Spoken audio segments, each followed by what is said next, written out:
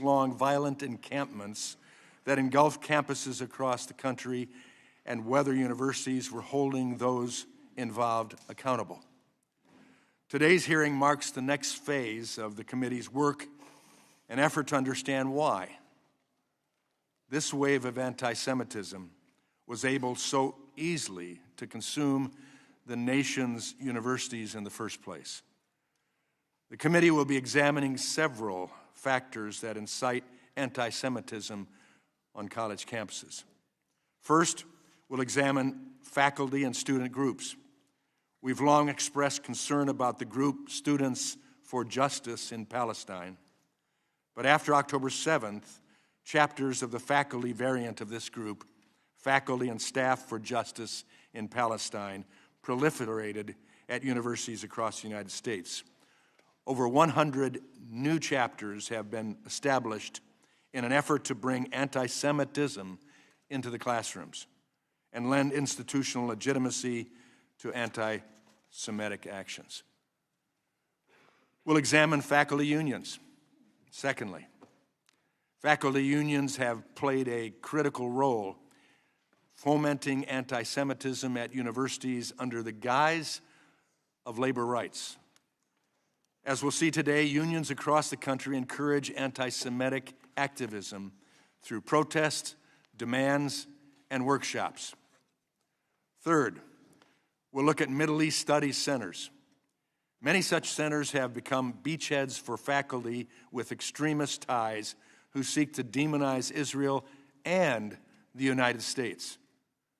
We support the study of the Middle East and recognize that it is important for our national security. But we do not support promoting anti-Semitism and Islamism, a radical political ideology.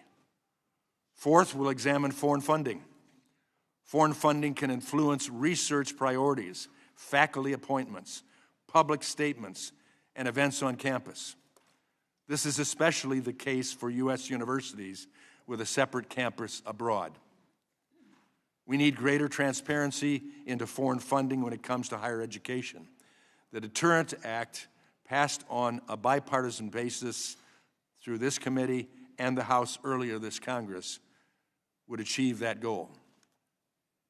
Finally, and more broadly, we'll be examining the diversity, equity, and inclusion policies universities use. The DEI ideology embraced by so many university bureaucrats categorizes Jews as white oppressors and therefore excuses or even justifies anti-Semitic harassment.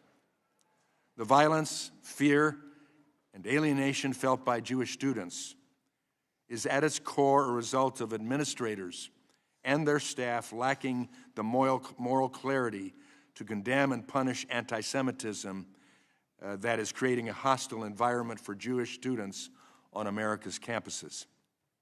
We've seen that in evidence at past hearings, sadly, to a great degree. Speech that is protected by the First Amendment can still contribute to a hostile environment, and universities are obligated to do something about it. Universities can choose to hire anti-Semitic faculty, welcome students with a history of anti-Semitism, accept certain foreign funding, and let the behavior of anti-Semitic unions go unchecked. But we will see today they do so at their own risk. While I appreciated our discussions with the presidents and chancellors yesterday in my office, and I sincerely appreciated it, especially in light of the change in schedule that forced your changes in schedule as well. It is time for clear action on your campuses that can be quantified and can be exemplified to the watching world around. With that, I yield to the ranking member, my friend from Virginia, for an opening statement. Thank you, Mr. Chairman, and thank you to our witnesses for being with us today. Let me begin by acknowledging the seriousness of today's hearing topic. Combating anti-Semitism, like all forms of hatred and bigotry, must be a moral and civic priority. But I'd be remiss if I did not point out that this is our 9th hearing on anti-Semitism in 18 months. Also note that since this committee's first anti-Semitism hearing in December 2023, we've not held a single hearing addressing racism, xenophobia, sexism, Islamophobia, or other challenges affecting other student groups on American college campuses. And I've witnessed this committee's silence on the administration's wholesale attack on diversity, equity, and inclusion and accessibility, DEI initiatives designed to make campuses more welcoming to all groups.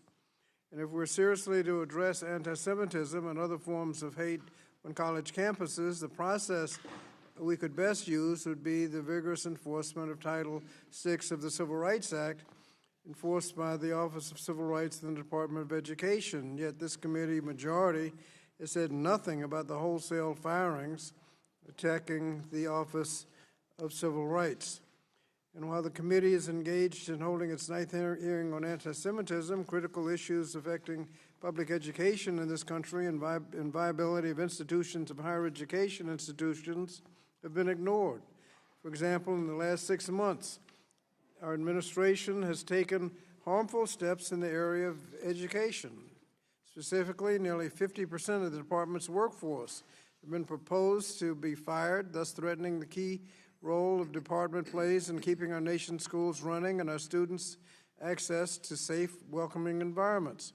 And yesterday, the Supreme Court majority green-lighted this fatal blow by permitting the department to proceed with its planned firing of employees responsible for managing student loans, collecting data and student learning trends, and relevant to this hearing, enforcing the civil rights protections of students.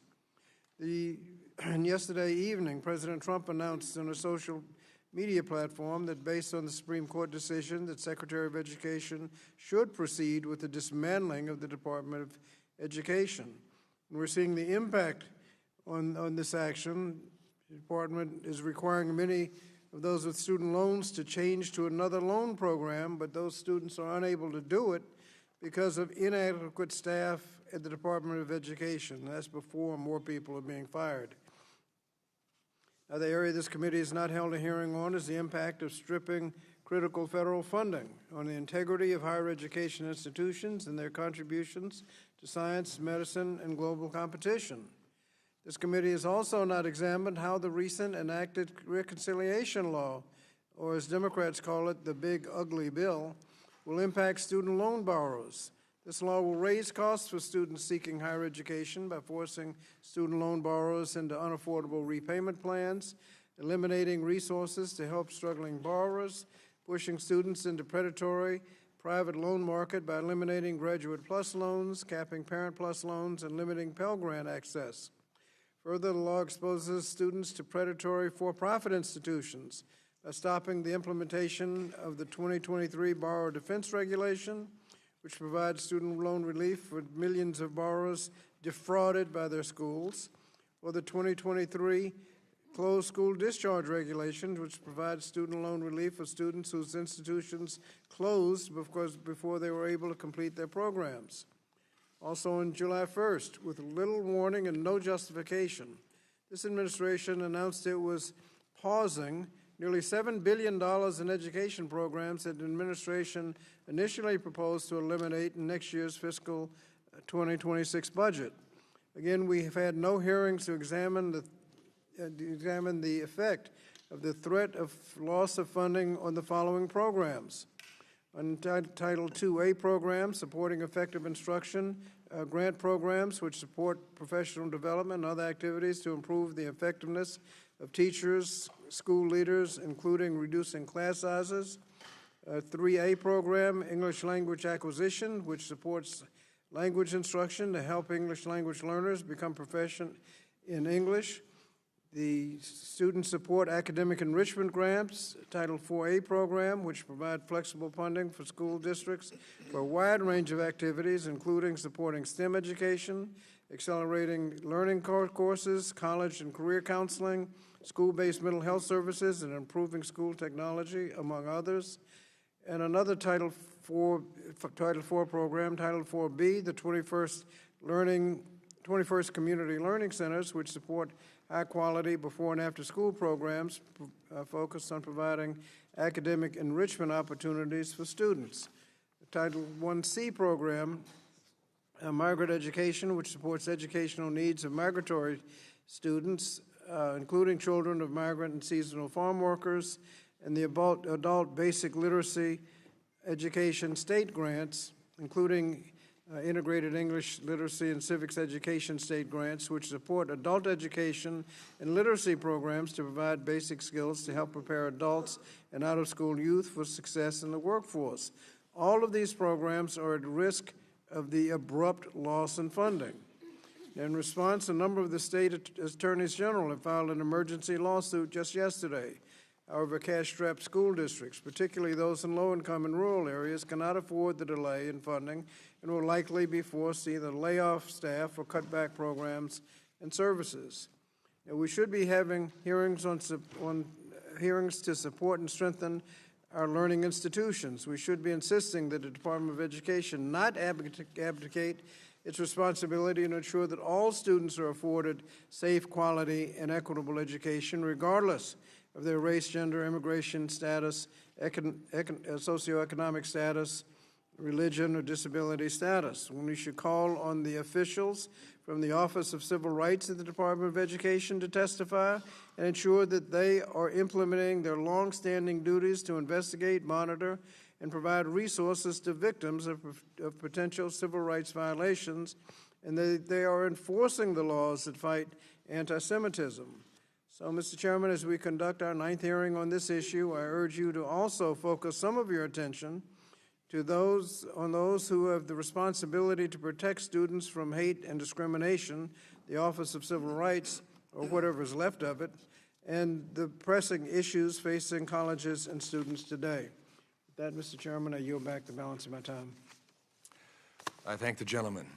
Pursuant to Committee Rule 8C, all members who wish to insert written statements into the record may do so by submitting them to the committee clerk electronically in Microsoft Word format by 5 p.m., 14 days after this hearing.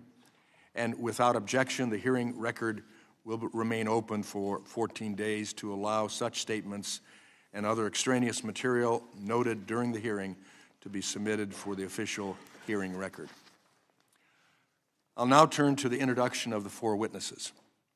Our first witness is Dr. Robert M. Groves, the interim president of Georgetown University, right here in Washington, D.C. Welcome. Our second witness is Dr. Félix V. Matos Rodríguez, the Chancellor of the City University of New York in New York City. Welcome. Our third witness is Matt Nozanchuk. I hope I got close on that. A principal for Matos Strategies and former Deputy Assistant Secretary, Office for Civil Rights, U.S. Department of Education in Washington, D.C. Welcome. Our last witness is Dr. Richard K. Lyons, Chancellor of the University of California at Berkeley in Berkeley, California. Welcome. We thank the witnesses for being here today. Pursuant to committee rules, I would ask that you each limit your oral presentation to a 3-minute summary of your written statement.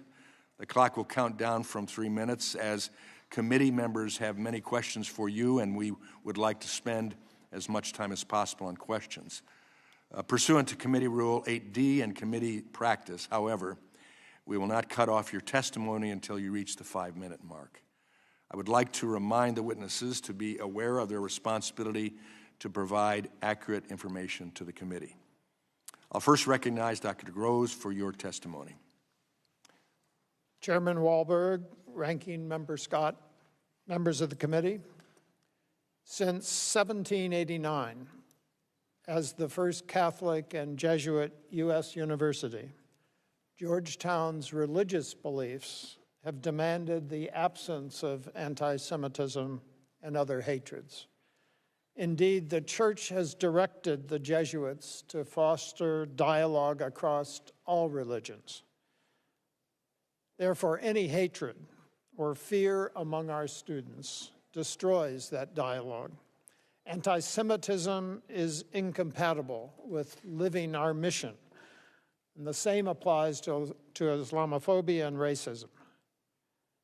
Hence, we try to react quickly to threats on collaboration. On October 8th, a day after the Hamas attack, Georgetown condemned it, one of the first universities to speak out. Similarly, we try to act quickly to student conduct violations, but have learned that we need to adapt to changing circumstances almost continuously. Addressing interfaith conflict has been aided by the largest set of full-time religious leaders at any U.S. research university at Georgetown. Since 1968, a full-time Georgetown rabbi, but also Jesuit and Orthodox priests, Protestant ministers, an imam, a director of Dharmic life, and Hindu spiritual advisor. We've also built academic units, the Center for Jewish Civilization, a Center for Muslim Christian Understanding, and the Berkeley Center for Religion, Peace, and World Affairs, among others. We also try to carry out the Jesuit mission globally, now working in 16 different countries around the world. This has taught us the need to respect laws of other countries and their cultures, despite disagreeing with some of their government's policies. For example, in 2005, we brought Western Jesuit education and international affairs to Qatar. There, nearly 70% of our students are women, a group with historically limited access to education. There, we have full control over the curriculum, admissions, faculty hiring, and research activities.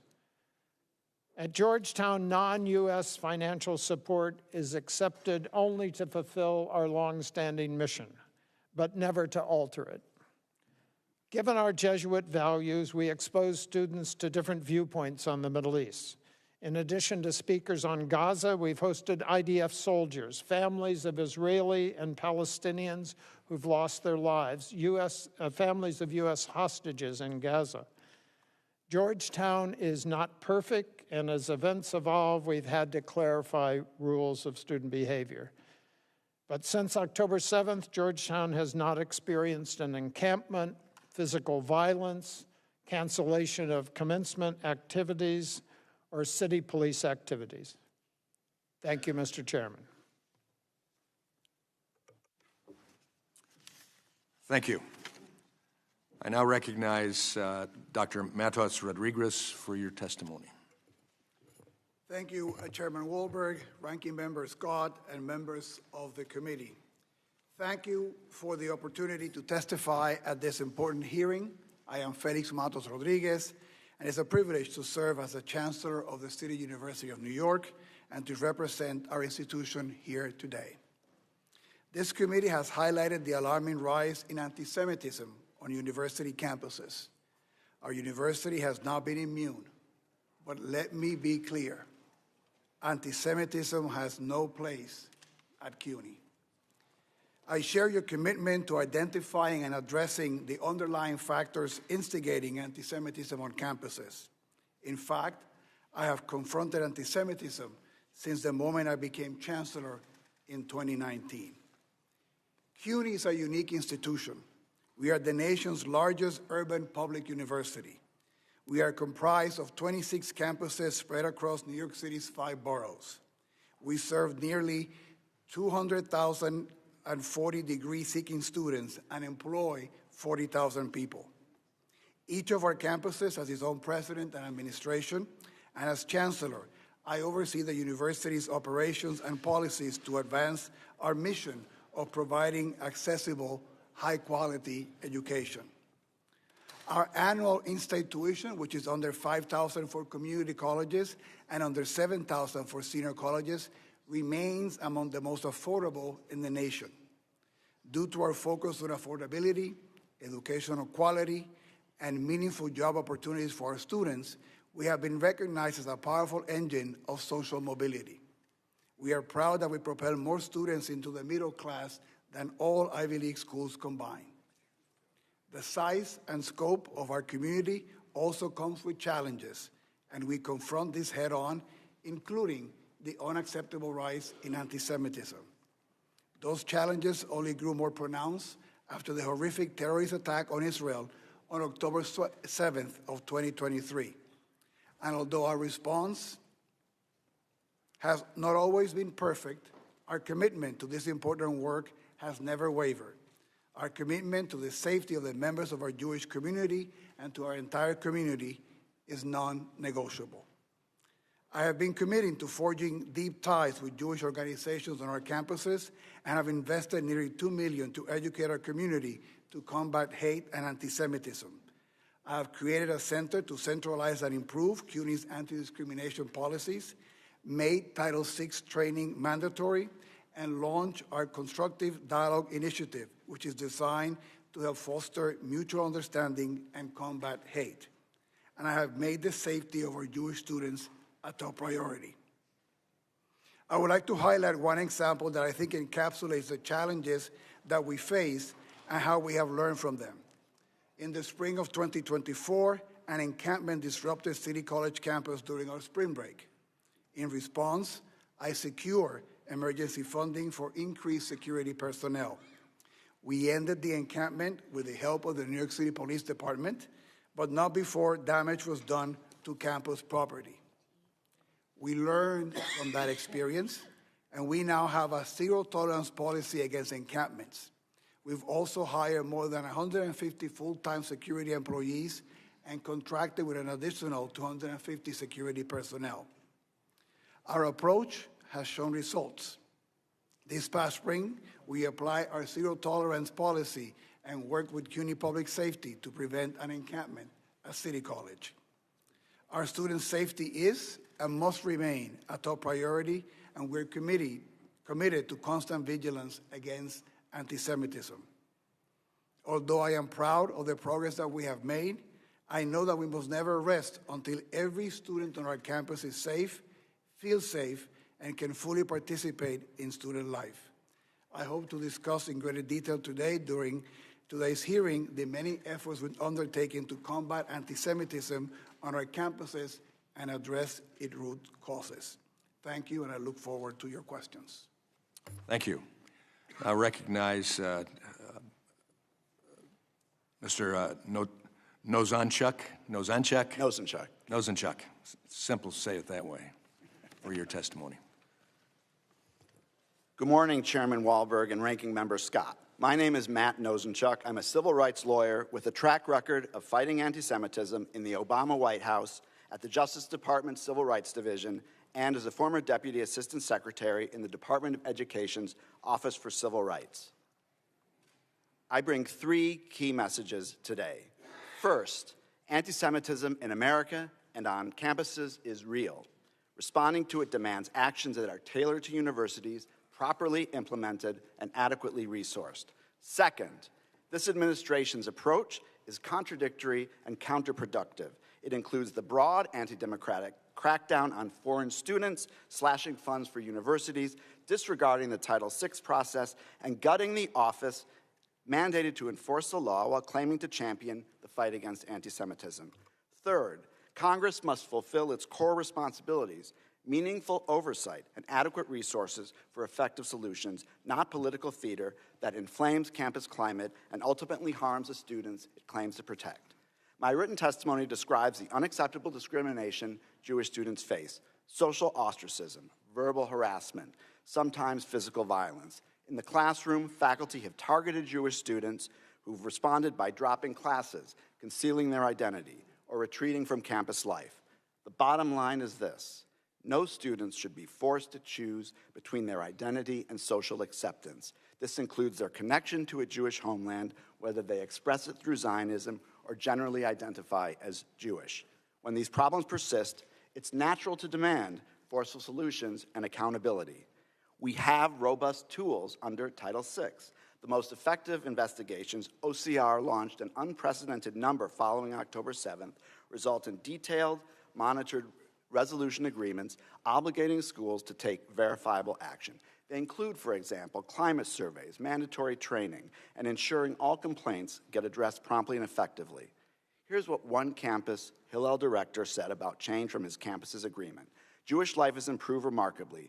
Jewish students now receive responses to bias incidents within 24 hours. The Hillel Center reported a 40% increase in daily usage. Parents feel confident sending their children there. In short, Jewish life on campus is thriving.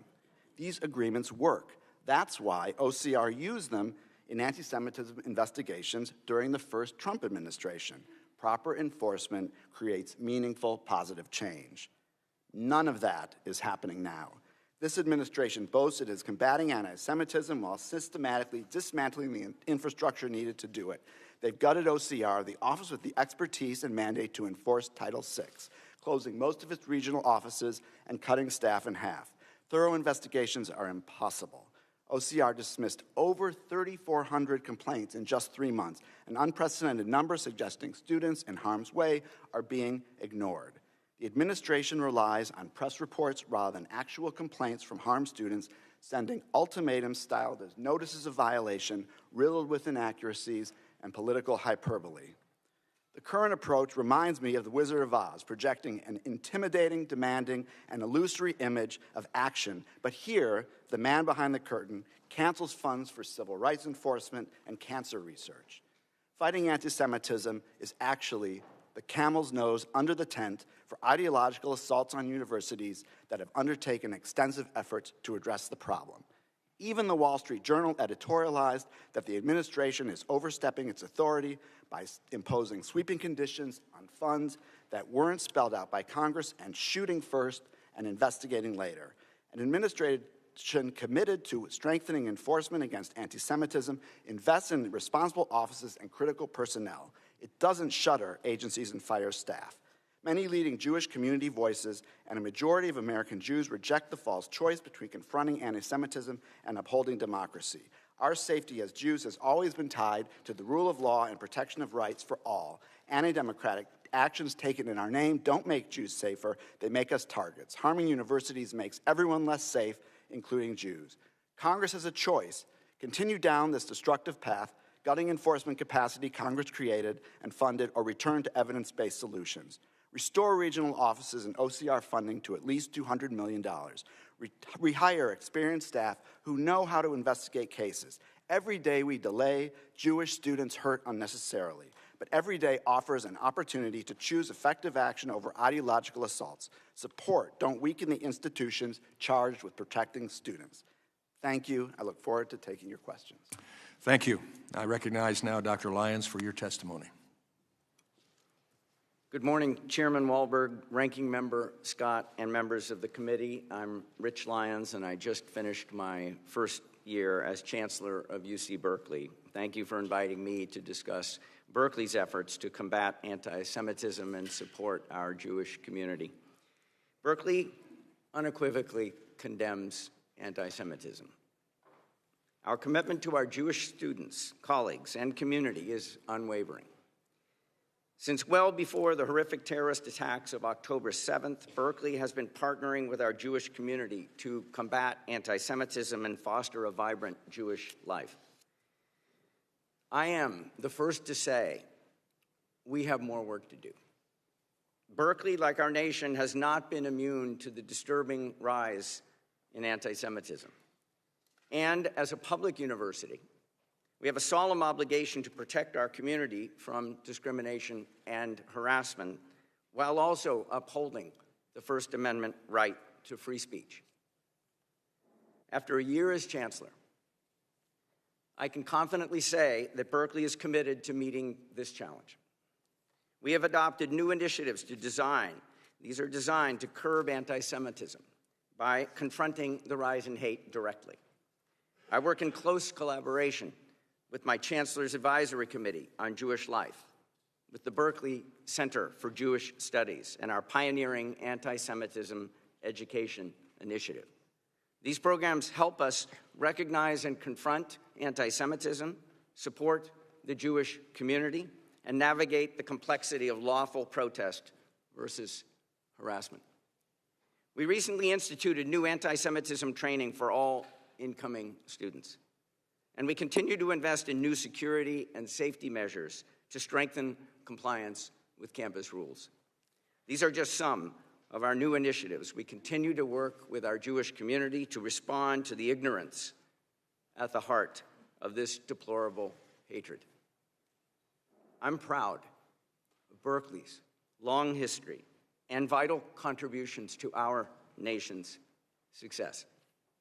Our mission requires that we strive for a campus where all people feel safe and respected.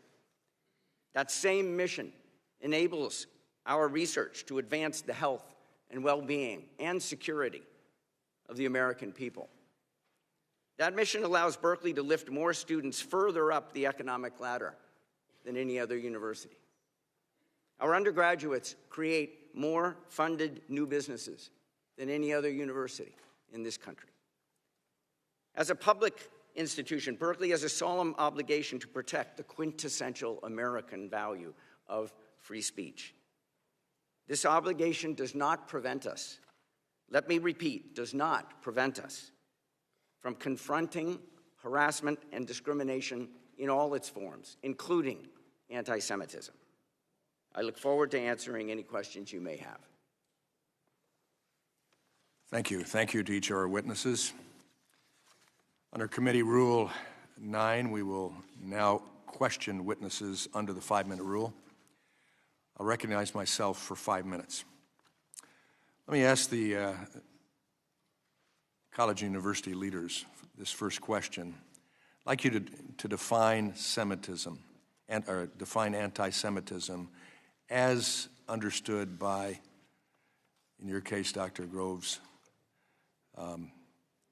Georgetown University in all its campuses. Thank you. We define anti-Semitism as hatred of the Jewish people and all of the behaviors that might be connected with such hatred. Thank you. Dr. Matos Rodríguez. Yes, thank you. What is CUNY's definition? Thank you. Antisemitism is hatred or prejudice against Jews or individuals who are perceived to be Jewish. Thank you.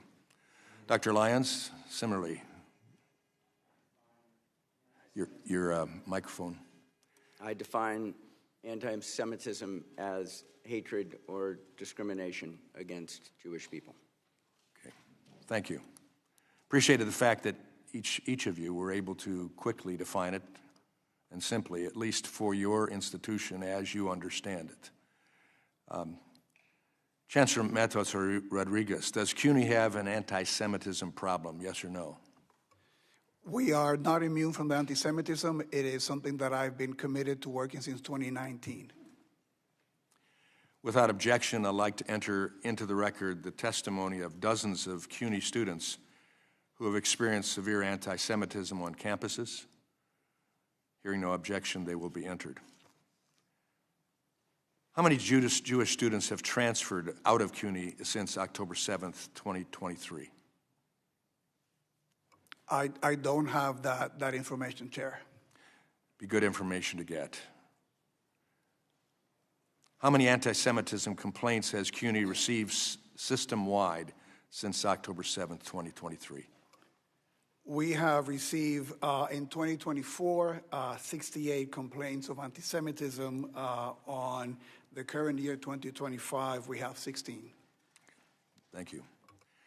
How many students has CUNY suspended or expelled for anti-Semitic conduct since October 7th, 2023? We have, over the last 2 years, disciplined 18 students for anti-Semitic conduct, and we have disciplined another 25 for inappropriate behavior in protests, demonstrations, or rallies. Thank you. Chancellor, you have referred to the IHRA definition of anti-Semitism as a vital resource. Does that mean university officials are employing this definition to determine what constitutes anti-Semitism across the CUNY system? Thank you for your question, and that is correct. And we've added in our training for all the individuals who participate in the investigations on our campuses. The ones who were hired in this year received new training which includes using the definition as stipulated by OCR, and is also part of refreshing courses that we have for all personnel in addition to public safety officers. Does CUNY have any anti-Semitic faculty? We have faculty that might conduct themselves in anti-Semitic behavior, and we have no tolerance for it, and we're clear about the expectations to follow all our rules and policies, and if any individual breaks those rules, they will be investigated and the appropriate disciplinary action will be taken if warranted. How many Zionist professors has CUNY hired since October 7th? We do not track the hiring of faculty in terms of ideology or things of that nature, so I wouldn't be able to tell you that information. But you're able to tell us that you had anti-Semitic professors. Well, that is based on some of the disciplining and behavior that we had in some of the campuses. So, without objection, I'd like to enter in the record a complaint filed by Hunter College Jewish Studies Chair Leah Garrett against CUNY alleging a hostile workplace environment. Without objection, I hear none. That will be submitted. While Dr. Garrett was suffering under CUNY's indifference to anti-Semitism, in February 2025, Hunter College posted a job announcement looking to hire a Palestinian studies professor well-versed in settler colonialism, genocide, and apartheid. As you know, Hunter College was forced to edit this anti-Semitic job description. Did Hunter College still hire people for this position? When that posting reached my attention, we made sure to tell Hunter College that it was entirely inappropriate to have that posting, that it needed to be modified, and that they needed also to take steps to make sure that any postings in the future would not contain language like that.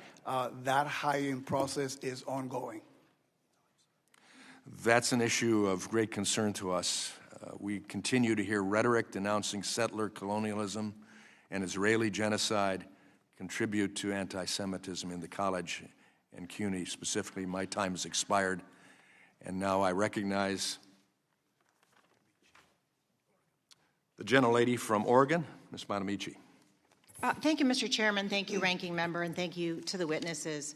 Since our last hearing on this issue in May, the Jewish community has experienced more devastating losses, including the fatal shooting in Washington, D.C. of 2 Israeli embassy employees and the Molotov cocktail attack on peaceful marchers in Boulder, Colorado.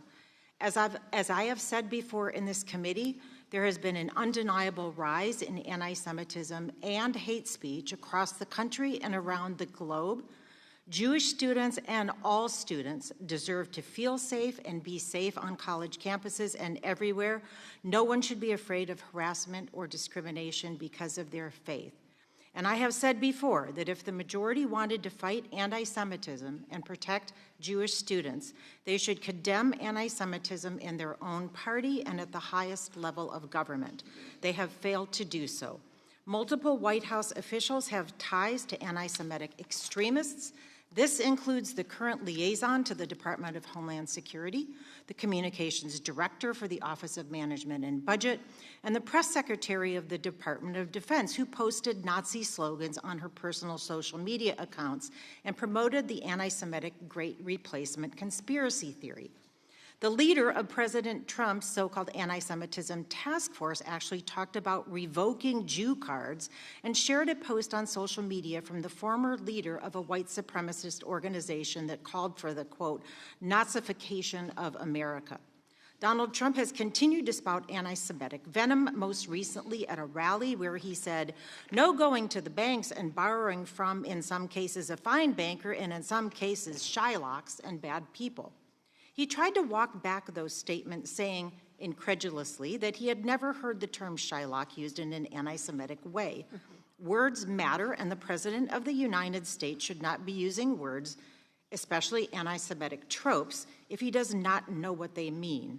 Have any Republican colleagues here today condemned these acts of anti-Semitism from the President and members of the administration, or called for removal of these individuals from office? No, because that would require real and meaningful commitment to rooting out anti-Semitism from the top down. Instead, my colleagues are weaponizing the real problems of the Jewish community, a community I am an active member of, in furtherance of their attacks on and plans to defund colleges and universities. As members of this committee, we sit with the responsibility of enacting policies that best educate our youth, and this ongoing attack on higher education is shameful. As Mr. Nozenchuk so compellingly testified, combating the rise of anti-Semitism on college campuses requires investing in the Office for Civil Rights, an agency dedicated to investigating and resolving civil rights violations, including anti-Semitic incidences at schools and universities. But instead of supporting that office, Secretary McMahon has already fired about half of OCR's staff and closed 7 of their 12, more than half of their regional offices. Republicans have said nothing. In the past months, what's left of OCR dismissed a staggering more than 3,400 cases, but again, Republicans say nothing. Meanwhile, the Department of Justice recently slashed hate crime prevention grants, claiming they do not align with the administration's priorities. Will my Republican colleagues stand against the ongoing attacks on the Office for Civil Rights? And what about the hate crime prevention grants? Will any Republican colleagues advocate for these funds to be reinstated? Of course not. That would be real action. Why do that when we can create another political sideshow instead? Education has always played a significant role in the efforts to end anti-Semitism, but that's not what this committee has been doing. With drastic budget cuts, the hiring of bigoted individuals at the highest levels, the embrace of white Christian nationalism, and, I might say, in stark contrast to Jewish values, the abhorrent failure to respect basic human and constitutional rights, this administration is creating a culture of disrespect and danger, not just for Jewish students. Perhaps that should be the focus of this hearing.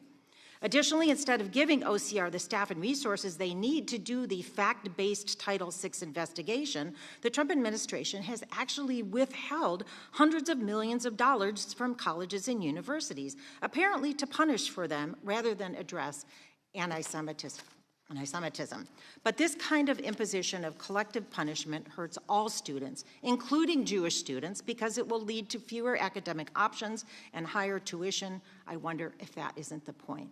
As I have said before and will continue to repeat, I am a member of the Congressional Jewish Caucus. I am a mother who raised her children in a Jewish home. I'm an active member of my synagogue. I am extremely disappointed in the majority for exploiting my community's legitimate fears and concerns as they advance discriminatory, regressive, unconstitutional, and harmful policy. Jewish Americans and the American people deserve better. I yield back. Gentlelady's time has expired. Now recognize the Chairwoman Emeritus of this committee, Representative Fox. Thank you very much, Mr. Chairman, and I thank our witnesses for being here today. And I will ask you, when it's appropriate, I'd like a yes or no answer. Dr. Matos Rodríguez, CUNY's Faculty and Staff Union, the Professional Staff Congress, or PSC, has passed multiple resolutions that support the anti-Semitic BDS movement.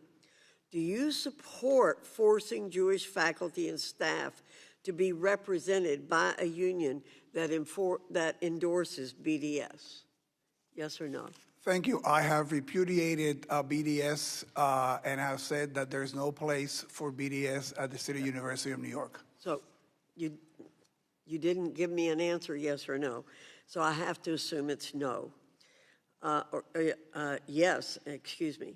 In 2021, the EEOC substantiated a claim by a Jewish CUNY professor that the PSC discriminated against him and other Jewish professors because of their religion. What disciplinary action did you take against those responsible?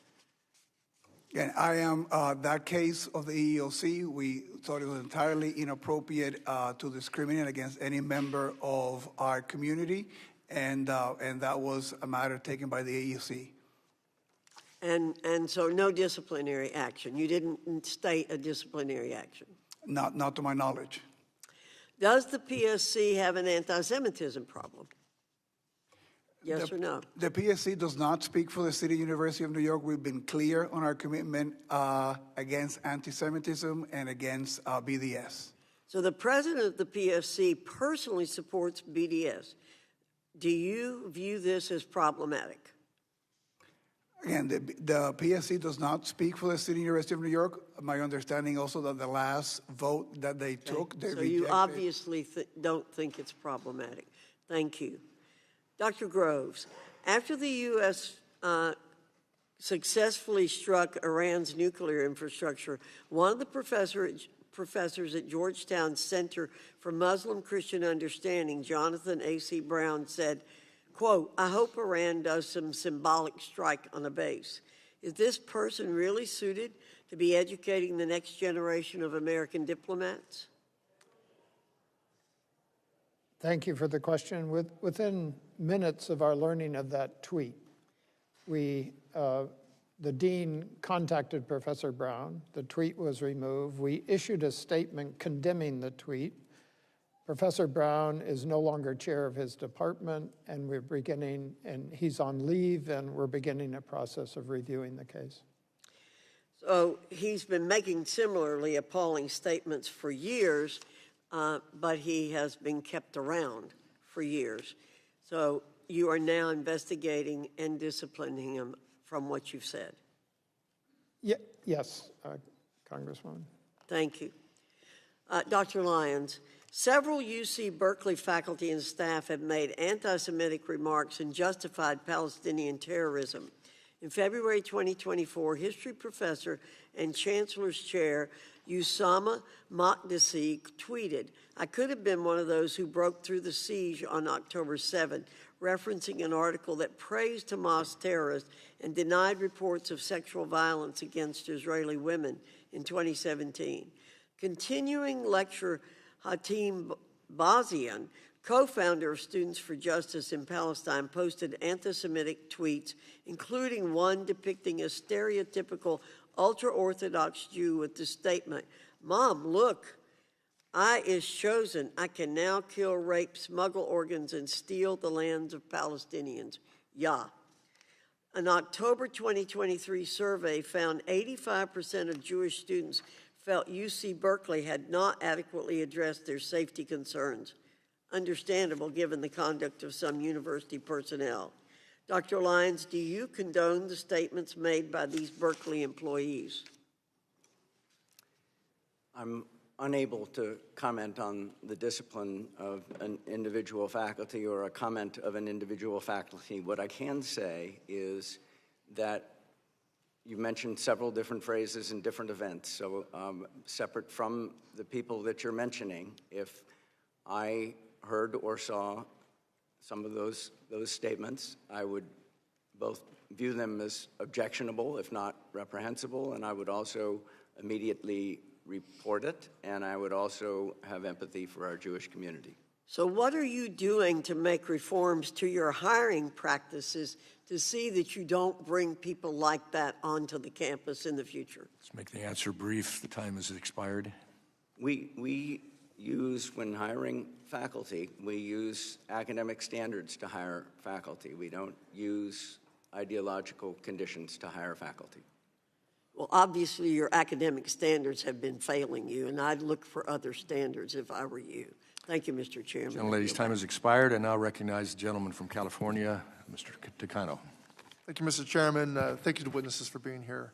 Mr. Nosenchuk, in your time with the Department of Education's Office of Civil Rights, you helped to lead the most resolutions of anti-Semitism cases in OCR's history. Congratulations on that.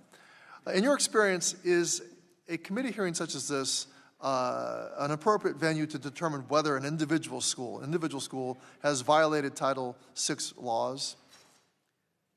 Thank you for the question. Title VI investigations are very fact-intensive. When they're opened, OCR investigators go onto a campus and speak with people, look at documents. It is not a inquiry into whether any specific word is anti-Semitic, but it's a holistic determination as to whether there was harassment or hostile environment that violates Title VI. So it's fairly non-political, dry, fact-intensive inquiry. Yes, non-political. Okay. The Trump administration has made a lot of commitments to combating anti-Semitism on college campuses. Is the current Office of Civil Rights, or OCR, equipped to fulfill those promises? From what I understand, Congressman Takano, it is not. As I noted in my testimony, the staff has been cut by half. I understand that now the average caseload for the investigators remaining is 200 cases per person, and it's very important to note that of the 7 of 12 regional offices that were eliminated, those were the offices where the greatest expertise was for investigating and bringing to resolution the anti-Semitism cases that we resolved. And as I said, we resolved a record number, 5 times more than the first Trump administration. So in your experience, pursuing anti-Semitism charges or claims, determining whether or not those anti-Semitism did occur, or any form of discrimination under Title VI, it's a time-intensive and staff-intensive process. Yes, absolutely, and it's not simply determining whether there was an instance of anti-Semitism, but it's determining whether the instances that occurred rise to the level of harassment or hostile environment such that Title VI has been violated. Thank you. OCR has dismissed over 3,000 civil rights complaints between March and June of this year. Mr. Nosenchuk, what is the difference between conducting investigations based on press reporting and external sources, as the Trump administration is doing, and doing a process-based Title VI investigation that's based on specific complaints filed, as was the practice of past administrations? Thank you for the question. I think the best illustration of that is actually in a U.S. News and World Report opinion piece that a student at Harvard, Sarah Silverman, just published yesterday. She wrote that she had had her mezuzah stripped off of her doorpost. It was one instance of individual discrimination that was detailed in the Harvard Notice of Violation, and the administration did not even talk to her about what had happened. So relying on press reports, relying on broad statements or perceptions is not how Title VI is supposed to work. Again, it's looking at the anti-Semitic discrimination has occurred and then determining whether it has risen to the level of hostile environment, determining whether Jews have been targeted unlawfully. Thank you. Have the Trump administration's actions made campus more safe or less safe for students who are victims of anti-Semitism? Based on everything I'm hearing from Jewish students, including the one whom I just mentioned, it's making campuses less safe. Mr. Nosenchuk, Republicans claim that certain institutions of higher education like Georgetown are subjects of foreign influence that radicalizes their students. As a former federal government employee, you've taken a number of ethics trainings in your own career. Which would you say is an example of undue foreign influence? A long-standing 2-decade academic partnership with a foreign country that serves to build diplomatic partnerships, or B, a $400 million luxury plane gifted to the President of the United States by a foreign government for his personal use? Thank you for the question, Congressman. I would say there are rules for transparency and reporting that pertain to funding from foreign governments to universities, and those, I believe, need to be followed. Thank you. Well, the majority uses hearings like this one to rail against foreign influence, while their own administration routinely violates clear ethics boundaries with foreign governments. They have turned this hearing room into a kangaroo court where they spend our time litigating a predetermined outcome to do nothing, actually to help Jewish students, just make public theater out of legitimate pain. This scorched earth warfare against higher education will endanger academic freedom, innovative research, and international cooperation for generations to come, and I yield back. Thank the gentleman. His time has expired, and now recognize the gentleman from Pennsylvania, Mr. Thompson. Oh, thank you, Chairman. Dr. Groves, well, first of all, once again, thank you for the care at Georgetown University Hospital that I received with some treatments. Just very impressed there. Dr. Groves, recently something did come to my attention, and I want to see if you're aware of it. Are you aware that in 2024, flyers designed to mimic eviction notices were placed on Jewish students' dormitory doors on your campus, falsely accusing Israel of genocide and ethnic cleansing?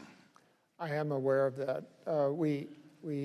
This was during move-in weekend for our new students. We acted on that immediately, removed the eviction notices with a assembly of staff around, identified the perpetrator of this, and discipline was done for him. Very good. So obviously this violates the Georgetown policy. This was abhorrent. And for the students who saw this and were hurt by this, we apologize as a university. This is intolerable at Georgetown. We cannot have this sort of behavior. Well, thank you for taking that action, and thank you for taking the disciplinary action. Incredibly important. Dr. Groves, does Georgetown employ any anti-Semitic faculty members or fellows? We have faculty that have the range of opinions on every issue facing humankind. We police carefully the behavior of our faculty in the classroom and their research activities. They are free, as all residents of the United States, to have speech in the public domain. And yeah, I wanted to point out one in particular, one to start with anyone. Imad Shaheen, a senior fellow at Georgetown Center for Muslim Christian Understanding, which I find interesting, Muslim Christian Understanding, and he applauded the terrorist attack on October 7th, stating it would, quote, bring about this change that we long for. Does Shaheen's description of the October 7th terrorist attack, the quote, change that we long for, end quote, violate your university's harassment and discrimination policies? That was an abhorrent tweet that was sent out. That is not the Georgetown policy. What we do in cases like that is to assure that the student welfare and the welfare of the GU community is protected through events like that. So the protection, did that include disciplinary action or an investigation into Imad Shaheen for his statement? We have, I can't cite that particular case, but I can assure you, Congressman, that we have dismissed faculty for anti-Semitic behavior on social media in the classroom, and also dismissed staff for the same behavior. Well, there's another one in a social media post. The Associate Director of the Bridge Initiative of Georgetown, Mubashra Tazamal, reposted a statement that said, Israel has been recreating Auschwitz in Gaza for 2 years. Do you believe it's appropriate for a Georgetown-affiliated scholar to publicly endorse a statement comparing Israel actions in Gaza to the evil of Auschwitz? No, I reject those kinds of statements. That's not the policy of Georgetown, and I want everyone to know that to the extent that hurt Jewish students, Jewish faculty, Jewish staff at Georgetown, I apologize for that. But that's behavior covered under the First Amendment on social media that we don't intervene on. What we do intervene on quickly is behavior that affects our students in the classroom and research-related activities that involve students. So there's, so this individual didn't face any disciplinary action or consequences? Not to my knowledge. Yeah, in a director position, no less. Dr. Rose, what message do you think the university's inaction sends to Jewish students on your campus? You know, we have a variety of ways to stay in touch with our Jewish community. Our Jewish Life office is a wonderful resource. We meet with our rabbi. We meet with Jewish students. We meet with Jewish faculty to keep a sense of the pulse of the culture. Dr. Rose, I appreciate it. My time is almost gone. If I may, just one more question. When hiring faculty, does Georgetown currently have a vetting process that includes screening for anti-Semitic content and a candidate's public record? Not at this time, Congressman. Thank you. Thank the gentleman. Time has expired, and now recognize the gentlelady from North Carolina, Ms. Adams. Thank you, Mr. Chairman, and thank you to the witnesses for being here today. Let me start with something that shouldn't need to be said, but it must be said clearly. Anti-Semitism is real, it's rising, and it has no place on our campuses. We have a responsibility to make sure that every student, Jewish, Muslim, black, brown, or otherwise, feels safe and respected where they live and where they learn. And that means calling out hate when we see it. It also means upholding the civil rights protections that have long protected our students from discrimination. Now, I spent over 40 years as a professor, and what I know is this. Classrooms are where we ask questions, where we challenge each other, and yes, sometimes where we disagree. But I'm concerned about what I see happening here. Because instead of solving a problem, we're watching some try to use anti-Semitism as a reason to go after higher education. I've heard it in this committee that DEI is to blame, that foreign scholars are a threat, that faculty ought to be punished for their views. But I'll tell you, we don't need political scorecards. We need real solutions, and that means following the law. It means fully funding the Office of Civil Rights, not hollowing it out. And let's not forget, as we sit here today, holding this hearing, the Department of Education is withholding more than $6 billion in congressionally mandated funding from our K-12 schools. That's money for students, for teachers, after-school programs, and for communities already stretched thin. So my question, Chancellor Lyons, thank you for being here. Your institution has a long history with student protests, some of it deeply troubling, and some of it a reflection of the moment that we're in. But I want to ask you something else. How does your institution protect academic freedom while also keeping students safe? And what does it say about your values when those freedoms are tested? Thank you for the question. You're describing what is a very complex set of questions. The freedom to discover, the freedom to learn, the freedom to teach, these are fundamental freedoms. And so when we talk about academic freedom, let's just be clear that those are the fundamental freedoms that we protect.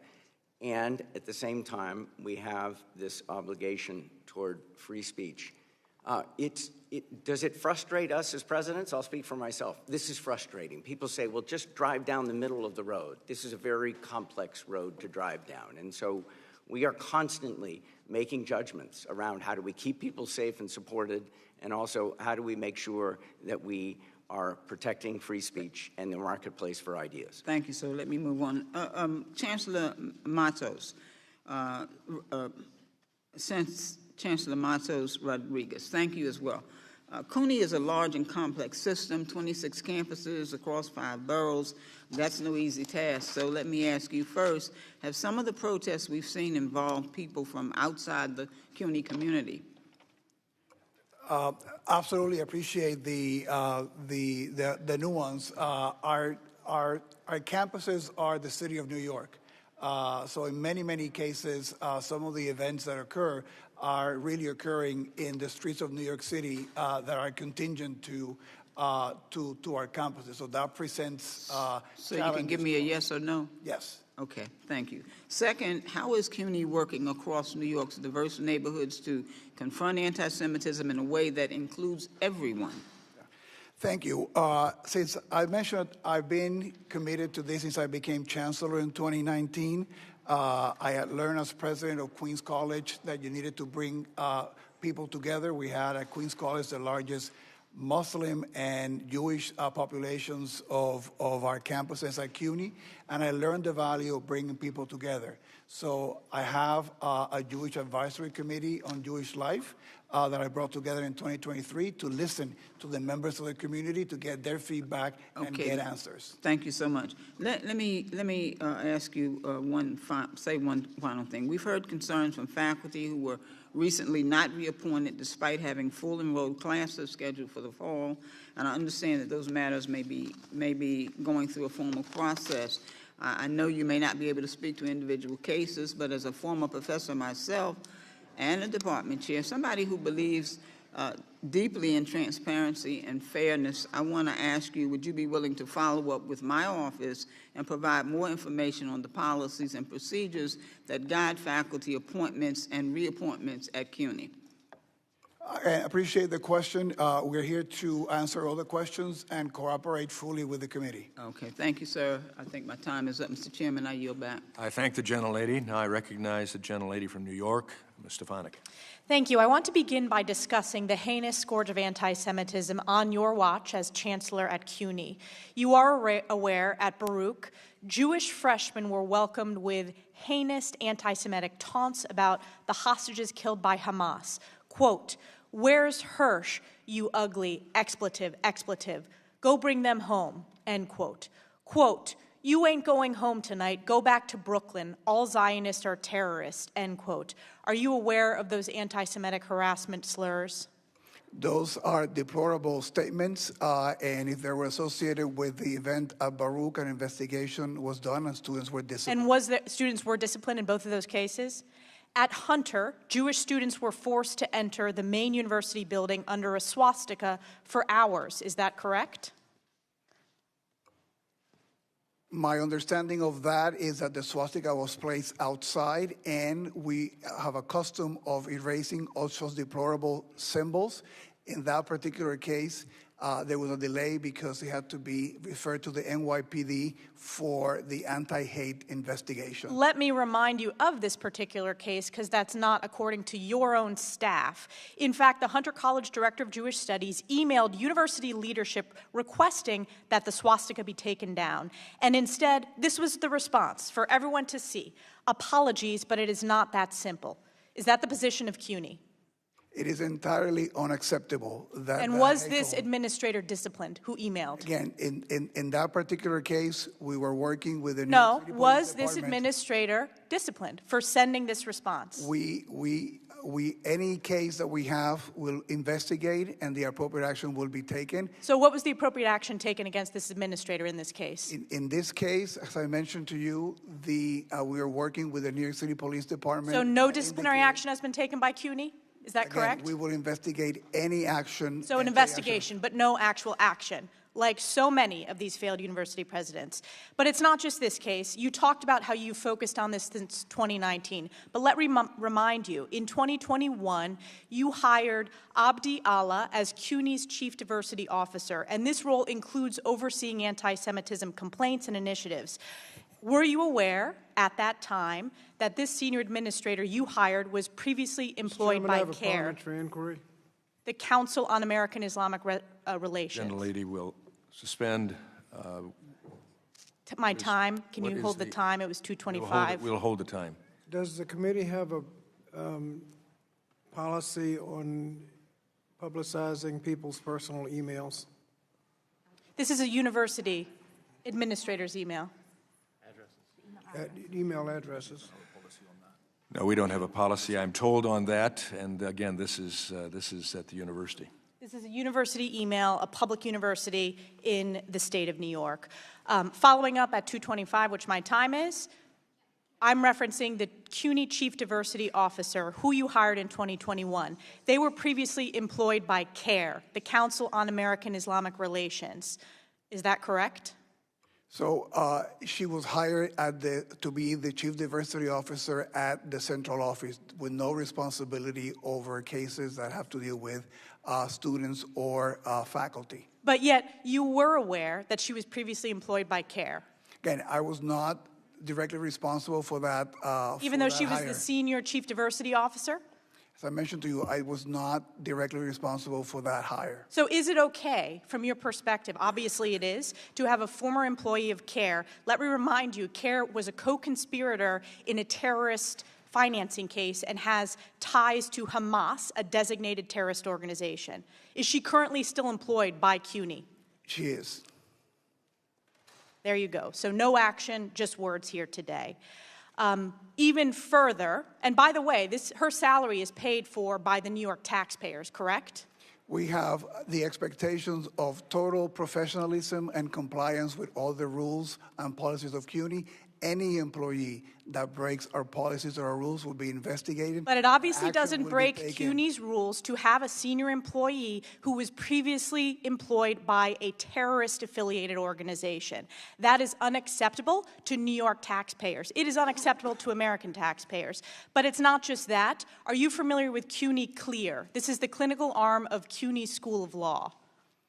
CUNY Clear, I'm not familiar with them. Well, I will remind you, the CUNY Clear founder and professor is the head of Mahmoud Khalil's Legal Defense Fund. Are you aware of that? No. Does it concern you that New York taxpayers are paying the salary for the legal defense fund of Mahmoud Khalil? And I'll remind you who Mahmoud Khalil is. This is the chief pro-Hamas agitator that led to the anti-Semitic encampments at Columbia, the rioting and violent takeover of Hamilton Hall, the harassment and physical assault of Jewish students. And we do not condone any kind of anti-Semitism. But you in our allow campuses. the head of the clinical legal organization and a professor to be the chief legal aide to Mahmoud Khalil and do his legal defense fund. Those decisions are made in the clinics, are made in the individual campuses. It goes up to you. You are the chancellor. Those decisions are made at So you the take no individual responsibility. campuses. I take responsibility for any behavior of our faculty. So and is this staff acceptable? that Is this anti-Semitic. acceptable? Any behavior that is anti-Semitic Is and this in violation acceptable of our that the rules. legal defense fund for Mahmoud Khalil is the head of CUNY Clear? That's acceptable under your watch. We do have no tolerance for anti-Semitism on our campuses, and we've been very So will clear. this person be fired? Anybody that breaks our rules and our policies, there'll be an investigation. We'll investigate, and if there's any disciplinary action to be taken, we'll take it. Let me make a prediction. No disciplinary action. This individual is not going to be fired because it's all words, no action. You have failed the people of New York. You have failed Jewish students in New York State, and it is a disgrace. I yield Thank back. the gentlelady. The gentlelady's time has expired. I recognize the gentleman from California, Mr. Desaulniers. Thank you. Chancellor, you want to have a few moments of my time to respond to that outrageous attack by my colleague? Again, thank you for the opportunity. I just want to make clear that the rules of the City University of New York apply to all our students, faculty, and staff. Anybody who behaves in any way that it is anti-Semitic, that sponsors violence against members of the Jewish community or any community, discriminate or harass, will be investigated and held accountable based on our rules. That it's clear, it's our commitment. I have been engaged in fighting anti-Semitism as Chancellor since I became the Chancellor in 2019. Have been working very closely with many of our Jewish stakeholder organizations, led a delegation of presidents and deans to Israel back in 2019 to encourage our ties with universities in Israel and cultural institutions and artistic institutions in Israel. We have made very clear our time and place and manner policies on our campuses to make sure that individuals can exercise their right. Thank you, Chancellor. Appreciate it. I want to save a little bit of my time, but I appreciate it. Mr. Chairman, I ask unanimous consent to enter into the record a letter from Jewish faculty at the University of California supporting the actions of the administration against anti-Semitism. Without objection and hearing none, it will be entered. Thank you. I want to thank all the witnesses here. Dr. Groves, I want to start with you as a proud alumni of a Jesuit education where they taught us to service to others and lifelong learning. So thank you for your presentation. And you have an example of that Jesuit education with former member Moran, who's a proud graduate like myself of the College of the Holy Cross sitting behind you. Chancellor Lyons, it's always delightful to see you. I don't have the honor of representing the campus itself, but I like to say that I can look down on your campus from Grizzly Peak on my side of the district. I want to, first of all, mention that you are from the Haas School of Business, one of the best business schools in the country, hardly a hotbed of anything but excellence. So you as the dean of that school, it's sort of the stereotypes that we get into. It's a very big school with a lot of great programs. It's also can be proud of the fact that out of the University of California, Berkeley. There have been 59 Nobel laureates between alumni and faculty. I would also add, as a friend of the current rugby coach, it's also the home of 29 rugby championships.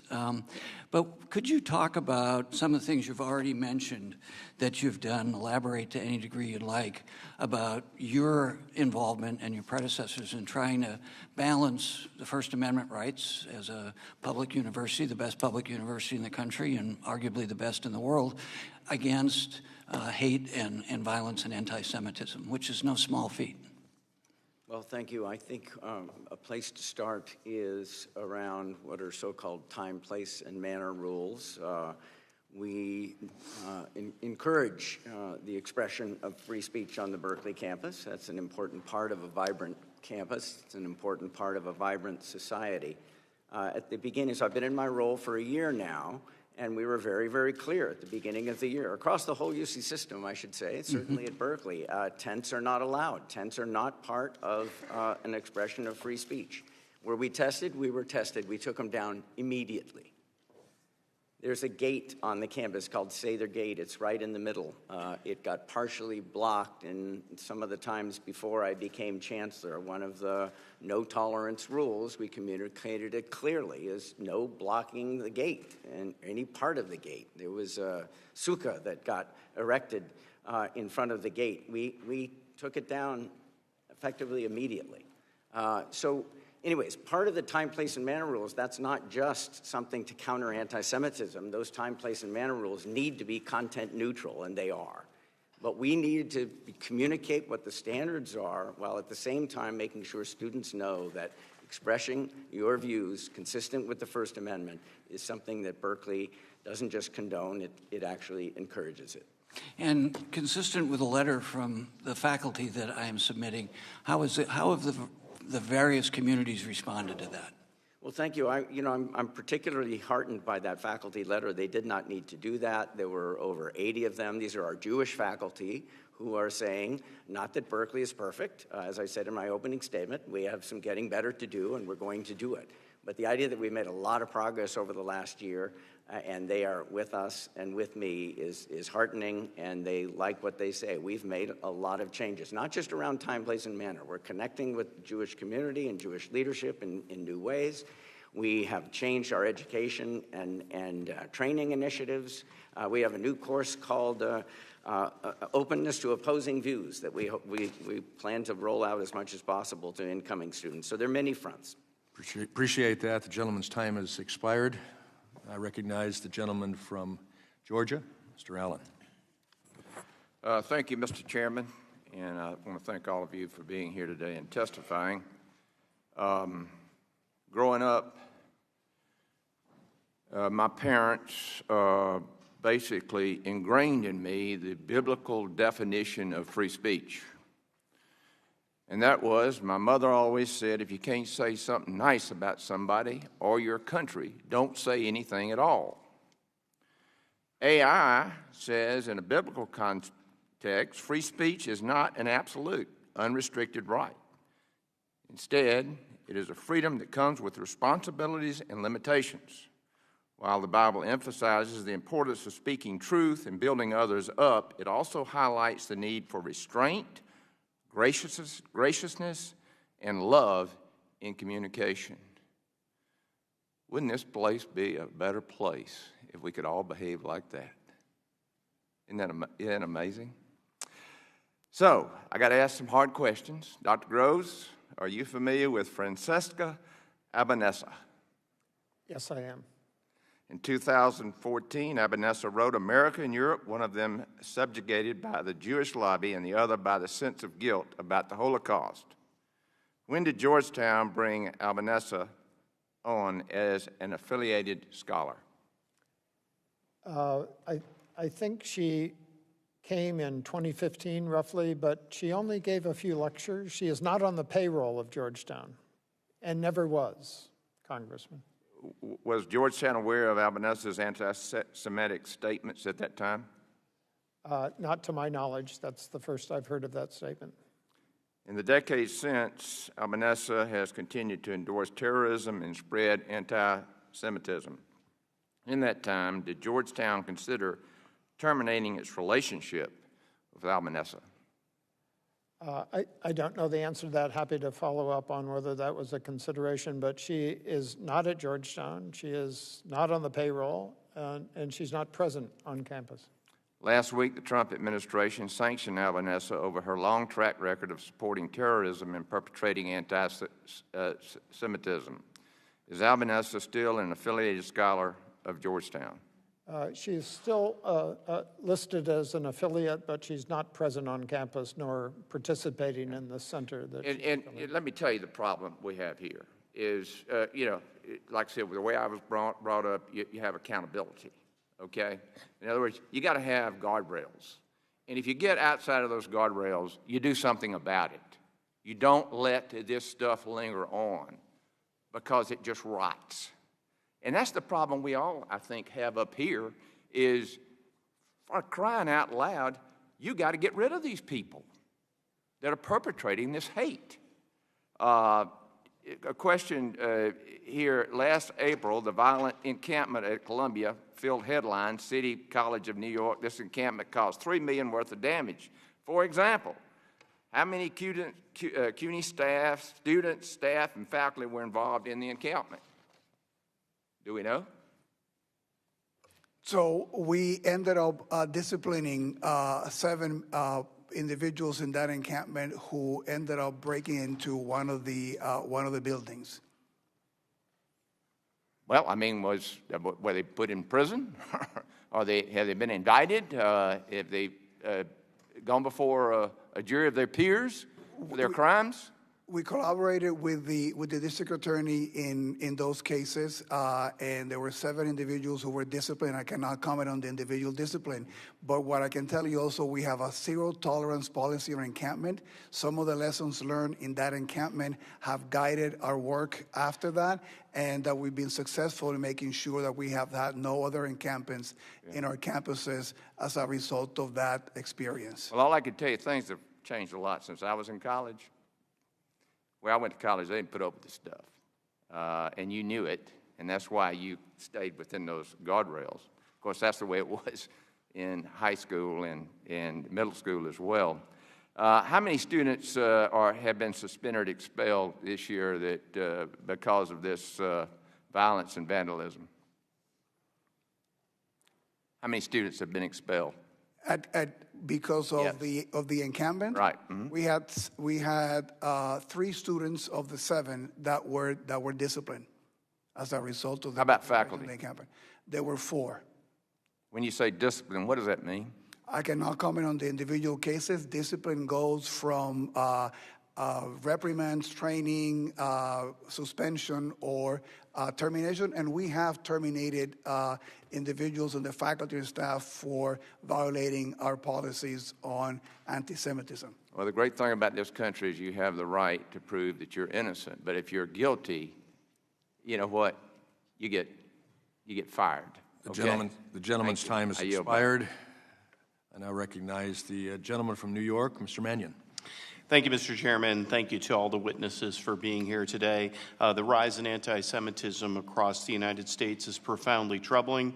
We simply must do more to respond to these actions and ensure our Jewish neighbors and communities can live free from harassment, intimidation, and violence. We all must stand together to reject any targeted hatred or bigotry against any group due to their religion, ethnicity, or other demographic. But as we hold this hearing, let's be clear about the problem that we're facing. Anti-Semitism is not limited to just college campuses. It has spread rampantly in our communities, our online platforms, and our politics. Yet the majority of this committee are set on repeatedly singling out higher education and attacking university presidents and labor unions that represent their faculty while refusing to pursue serious, comprehensive solutions. In fact, they've supported this administration's moves to gut the Office of Civil Rights at the Department of Education, cancel grants for hate crime prevention, and openly has embraced individuals with known records of offensive, conspiratorial, hateful rhetoric. I call on my colleagues on the other side of the aisle to hold those in their own party accountable and approach this issue in a more thoughtful manner.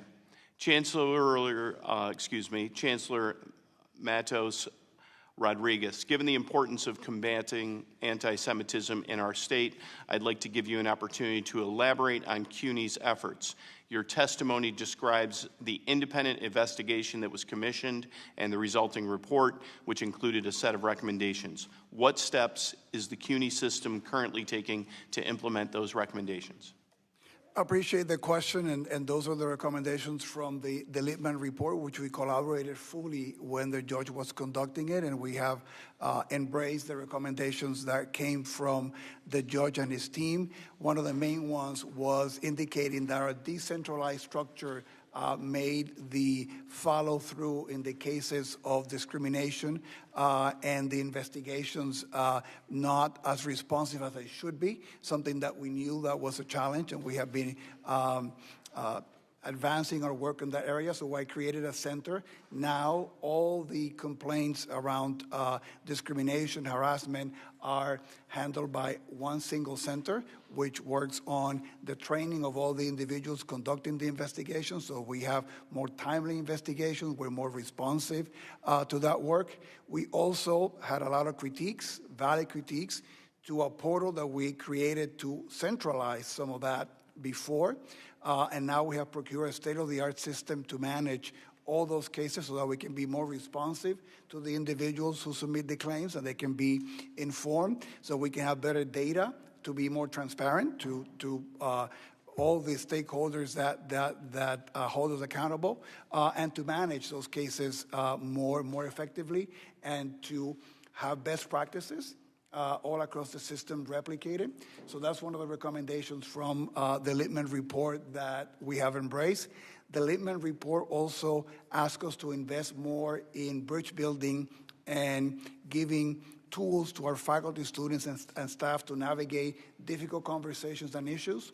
We launched the Constructive Dialogue Initiative. Actually, we have half of the campuses in training today at the central office. I would have been participating there had I been on the campus. And this is to give faculty, students, and staff tools to be able to have difficult conversations. We do not want people shying away from difficult conversations. They need to do it civilly, they need to do it respectfully, and they have to do it following the rules. So those are some of the investments that we've made as a result of the judge's recommendations. Yes, and you have communicated the progress in certain ways. Can you elaborate on how you've articulated that progress to students, faculty, and the broader community? So we've been engaged in communicating the work that we have done. I've indicated before that I have a Jewish Advisory Life Committee that has been both a resource to us of listening to what the community thinks we should be doing, but also as a way for us to convey some of the work that we have been doing in this arena. And we remain committed to this work with many of our Jewish stakeholder partners.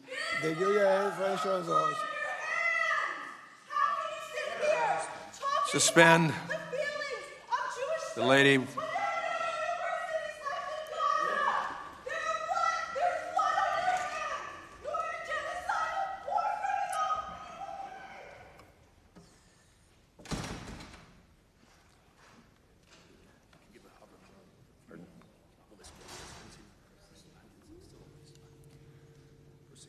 Mr. Mannion, you may proceed. Thank you. Chancellor, go ahead. Thank you. I was going to mention one of the great joys of being the Chancellor of CUNY is that we provide about a third of the new teachers that go to the public schools in New York every year. We have a partnership in a pilot with the UAA Federation of a training for all our students who are going to go to teach in managing difficult conversations in anti-hate and anti-Semitism, so that the teachers that are going to the New York City public schools are better equipped to be handling some of these issues. So we are deeply engaged in this work, and it's our commitment that we continue to do so. Thank you, Chancellor. Thank you, Mr. Chair. Gentleman's time has expired, and I recognize the Vice Chairman of this committee, the gentleman from Utah, Mr. Owens. Thank you so much, Mr. Chairman. I would say that, start off, that little outburst we saw a minute ago is exactly why we're having these hearings. The genesis of this anti-Semitism, this hatred that we're seeing across our country is coming from our universities. They come there with their tails wagging, ready to go out and build their dreams. They leave hating our country, hating each other, and anti-Semitism is flourishing because of it. This has been going on way too long, and we're going to have as many hearings as we have to dig this cancer out of our system. Our kids need to be leaving here knowing how to talk to each other, respect each other, and not having that kind of stuff we just had a minute ago. By the way, I don't doubt we might have some more before this is all over with. That's how they think they can get their message through. We're going to have as many oversight meetings we have to eradicate this evil of discrimination that we're seeing on college campuses. We have a dual mission here with this committee, to be the voice of Jewish students who pay good money, $70,000 per year, to be harassed, to be hated, and to be disrespected. The message very simply to college leaders is very simply this: either eradicate this cancer or there will be consequences.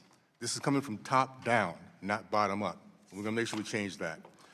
There's been a lot of debate over what constitutes anti-Semitism. I just want to ask real quickly for the leaders here, the college leaders, yes or no? In denying the Jewish people their rights to self-determination, is that anti-Semitism? Yes or no? Start off with Professor. Yes.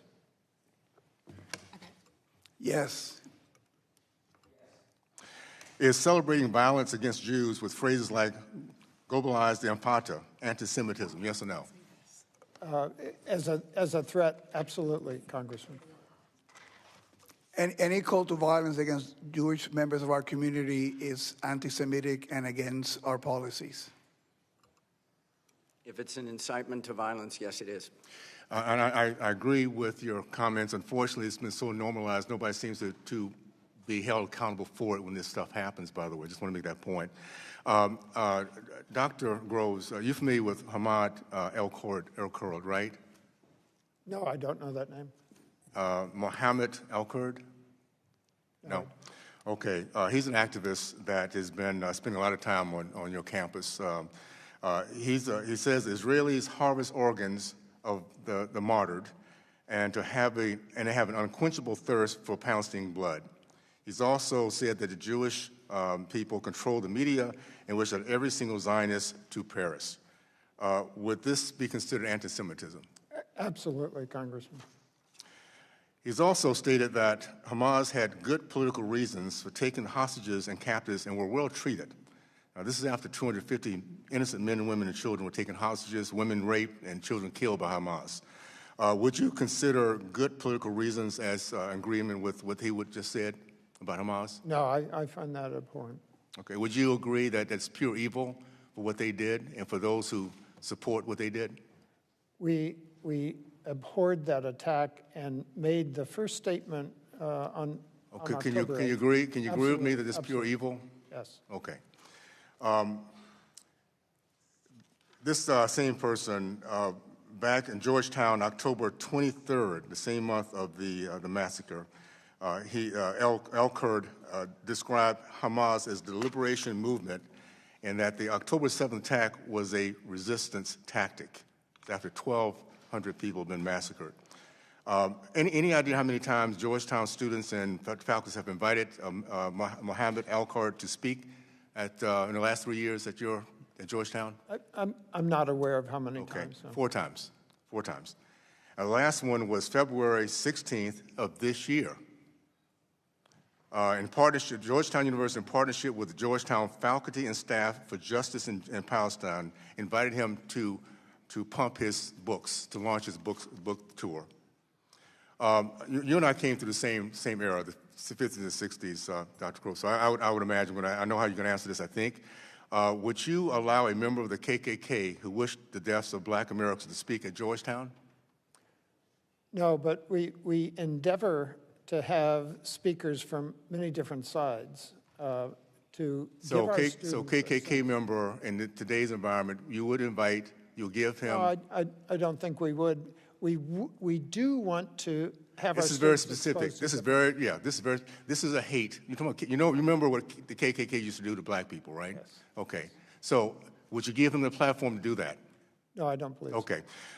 Well, to that point, if Georgetown would prevent white KKK bigots on the campus, why would the university would disallow it? Why would the university allow by faculty or students to invite Palestinian anti-Semitic bigots? Because that's what this guy is. I'm about to run out of time. I just want to say this. You have. Your time has expired. Yes. Okay. It's time to get this together. I'm glad. Thank you, Mr. Chairman, for doing what we're doing right now. Appreciate it. I thank the gentleman. I now recognize the gentlelady from Pennsylvania, Ms. Lee. Thank you, Mr. Chairman. Like others, I've expressed my concern that despite 9 hearings on anti-Semitism since I've joined Congress, that we've yet to have a single hearing on any of the other very pervasive forms of hatred that's rising in our country right now. Anti-Blackness, of course, which remains foundational, anti-Muslim hate, which is approaching levels unseen since 9/11. We can't pretend that these are not pressing when a member of this committee who is Black and Muslim is being called a terrorist by another member of this committee. Still, I was encouraged that today's hearing was planning to focus on the underlying causes of anti-Semitism and hate, something the previous 8 have, quite frankly, failed to do in earnest, because we do need to address the underlying factors if college students and any of us ever hope to live in a peaceful and a safe society. Instead, it was made immediately clear, unsurprisingly, that this is yet another hearing to demonize Muslims and their religion, to demonize Palestinians, including those in Gaza who have undeniably faced unspeakable harms, a humanitarian crisis, and human rights crisis, and particularly the young students, activists, and faculty who are determined to stand up against human rights violations. This is predictably another public opportunity for Republicans to pit Jewish Americans against Muslim Americans, Muslim against Christian, Black against white, to reinforce the actual underlying factors of hate, which are real systemic harms of white supremacy, and its reinforcement at its highest levels of government. One glaring example is the administration's selective misinterpretation of the weaponization of the civil rights laws. Mr. Nosenchuk, in your testimony, you discussed how the Trump administration is imposing draconian penalties that are completely divorced from supporting Jewish students or addressing anti-Semitism. Briefly, how is this administration's assessment of civil rights violations undermining meaningful oversight of campus safety efforts that would support students? Thank you for the question, Congresswoman. As I said in my testimony, there is a proven way to address civil rights violations. Congress, this body, charged the Office for Civil Rights with enforcing Title VI of the Civil Rights Act and ensuring that all students have an opportunity to access their education free from discrimination. So when we would conduct an investigation and reach a resolution agreement, it would result in a whole series of steps, that many of which my fellow panelists here have discussed, to address the anti-Semitism that has occurred and to change the campus climate so that anti-Semitism doesn't exist.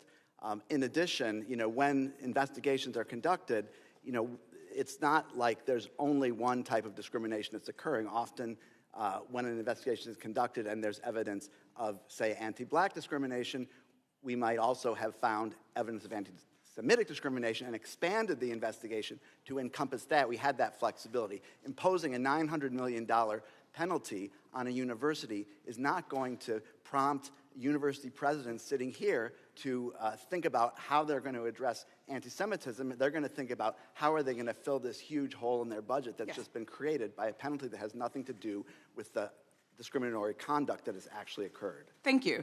And I want to also be clear, that we don't allow ourselves to be lost in rhetoric. This administration's attack on colleges isn't just about campus safety. I argue it's not about it at all. It's about suppressing education. The point of college, we've talked about, is for students to expand their worldviews, develop critical thinking skills, make them less susceptible to disinformation, and navigate how to stand up for what's right and important to them. Against things that they disagree with, which might include authoritarianism. That's why this administration is doing everything and beyond in its power to dismantle higher education, censor dissent, freezing funding forcing university presidents to resign, threatening to remove accreditation, banning entire offices and departments, and revoking students' visas, disappearing students, eroding student loan programs, gutting civil rights resources, and of course, as it was mentioned at the outset of this hearing, putting an end to diversity, equity, and inclusion and accessibility, the boogeyman of MAGA Republicans who are determined to sow hate and division instead of equity and inclusion. But at the same time as their crusade against diversity, the Trump administration and Republicans have said that colleges must hire more conservative faculty to increase viewpoint diversity on campuses while calling for disciplinary action against professors who believe they disagree with. Really very quickly, Mr. Nosenchuk, do you think it's appropriate for colleges to make hiring disciplinary decisions based on pressure from whatever party happens to be in Congress or in charge? Just a yes or no? No. Thank you. These attacks on colleges are not solving the real problem. So make mistakes. This is yet another opportunity to exploit legitimate concerns of anti-Semitism on college campuses to further their attacks on the institutions of learning. I think that it's incredibly clear hearing the opening testimonies and statements and the testimony that we will continue to hear throughout the day. I hope that you will consider that. Thank you, and I yield back. I thank the gentlelady. Now I recognize the gentleman from California, Mr. Kiley. Good morning, Chancellor Lyons. Thanks very much for being here. I want to say from the outset, I know you've only been Chancellor for a year, so I just want to ask a few questions, not for the purpose of assigning blame, but for getting a better understanding of the expectations that members of the Berkeley community can have going forward. And I also want to say at the outset that while I think Berkeley's reputation as being kind of a cartoonishly leftist institution is well-earned in some ways, in other ways, it is an enormously important institution for our country that does tremendously beneficial research, continues to do so, and provides tremendous opportunities to students across all of its campuses. So I want that to be acknowledged as an important part of the story as well. But let's just start with a simple question. Why do you believe anti-Semitism is so pervasive at Berkeley? Anti-Semitism is pervasive in the world. It's pervasive in this nation, in society. I think our universities are reflections of our societies, especially a large public university. But I think we'd agree that universities have been where the problem is probably most visible, and institutions like Berkeley, among a handful of others, have been the worst offenders in a sense. Why do you think that is? Well, have they been where it's most visible? I think, I'm not sure that it's where they're most present, but I think part of what we do see in universities is there is a freedom to express one's views, even if there's some learning that needs to happen through that process. And I think that's a healthy part of what universities do. So students do express their views. You know, if 200 students express their views on our main plaza called Sproul Plaza, that's 1/5 of 1%. I guess why does it exist at all? I mean, we're talking about not something like littering on campus. You know, this is the world's most retrograde prejudice. It's the prejudice at the heart of the worst crime in human history. Why does this exist at all on your campus? Have you thought about that? What the explanation might be? Well, I think we have to come back to anyone's use of the word anti-Semitism. I mean, if somebody is expressing pro-Palestinian beliefs, that's not necessarily anti-Semitism. But you've acknowledged that there is an anti-Semitism problem that predates October 7th, and there's been a disturbing rise. So I'm asking why. Why do you think that is? I did agree to that. I believe that part of it has to do with geopolitical events and a war in Gaza. Okay, I mean, I'm not sure that's a full explanation, but I do want to move on to a couple other topics. So there were some incidents that were deeply disturbing on your campus, such as a checkpoint at Sather Gate, where Jewish students, their movement was impeded.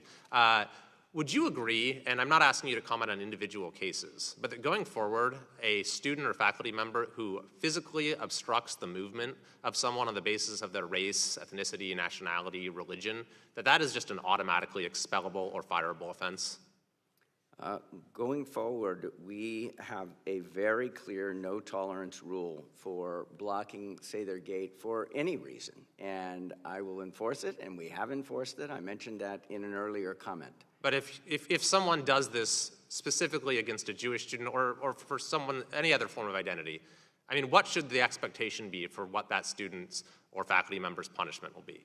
I think there are some things, if someone's convicted of murder, you'd say automatically expellable offense, I'm sure, right? So what's the punishment here? Well, it's an important question. As we in most universities implemented more sharply defined time, place, and manner rules, we also have to think about how are we going to enforce those rules, usually with some kind of what we call tiered response. So the question is this a first offense? Is it a 20th offense? Was it, how extreme was it? So I've given you a very specific example, though. I don't know if it matters to me whether that's the first or 20th offense. If you're physically stopping someone from getting onto their campus because of who they are, that person should be expelled, shouldn't they?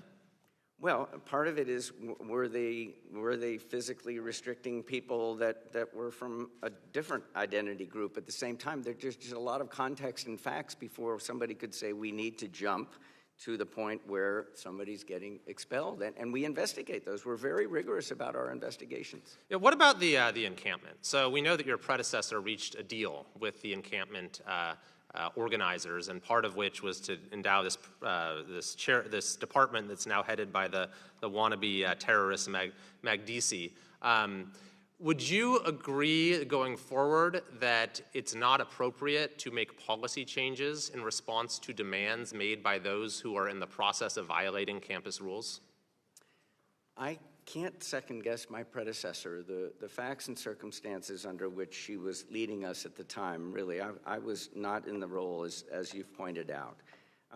Going forward, I can speak to that, and that's why you invited me here. And going forward, we, for example, there are certain things that we talk to students about all the time. They make demands. Let's leave ourselves beyond the anti-Semitism question. Is like, do we discuss improving the campus with students? The gentleman's time has expired. I'm sorry, we have to My time move has on. expired. I think that the issue with the encampment was that it clearly violated campus policies, but that was rewarded by the then Chancellor by acceding to their demands. And I would hope that that is not going to be the approach taken by Berkeley going forward. I thank the gentleman, and I recognize the gentlelady from Arizona, Ms. Ansari.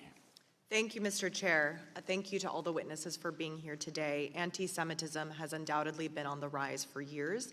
As we all know, although Jews constitute only 2% of the U.S. population, anti-Semitic attacks account for 15% of all hate crimes and almost 70% of all religion-based hate crimes in the country.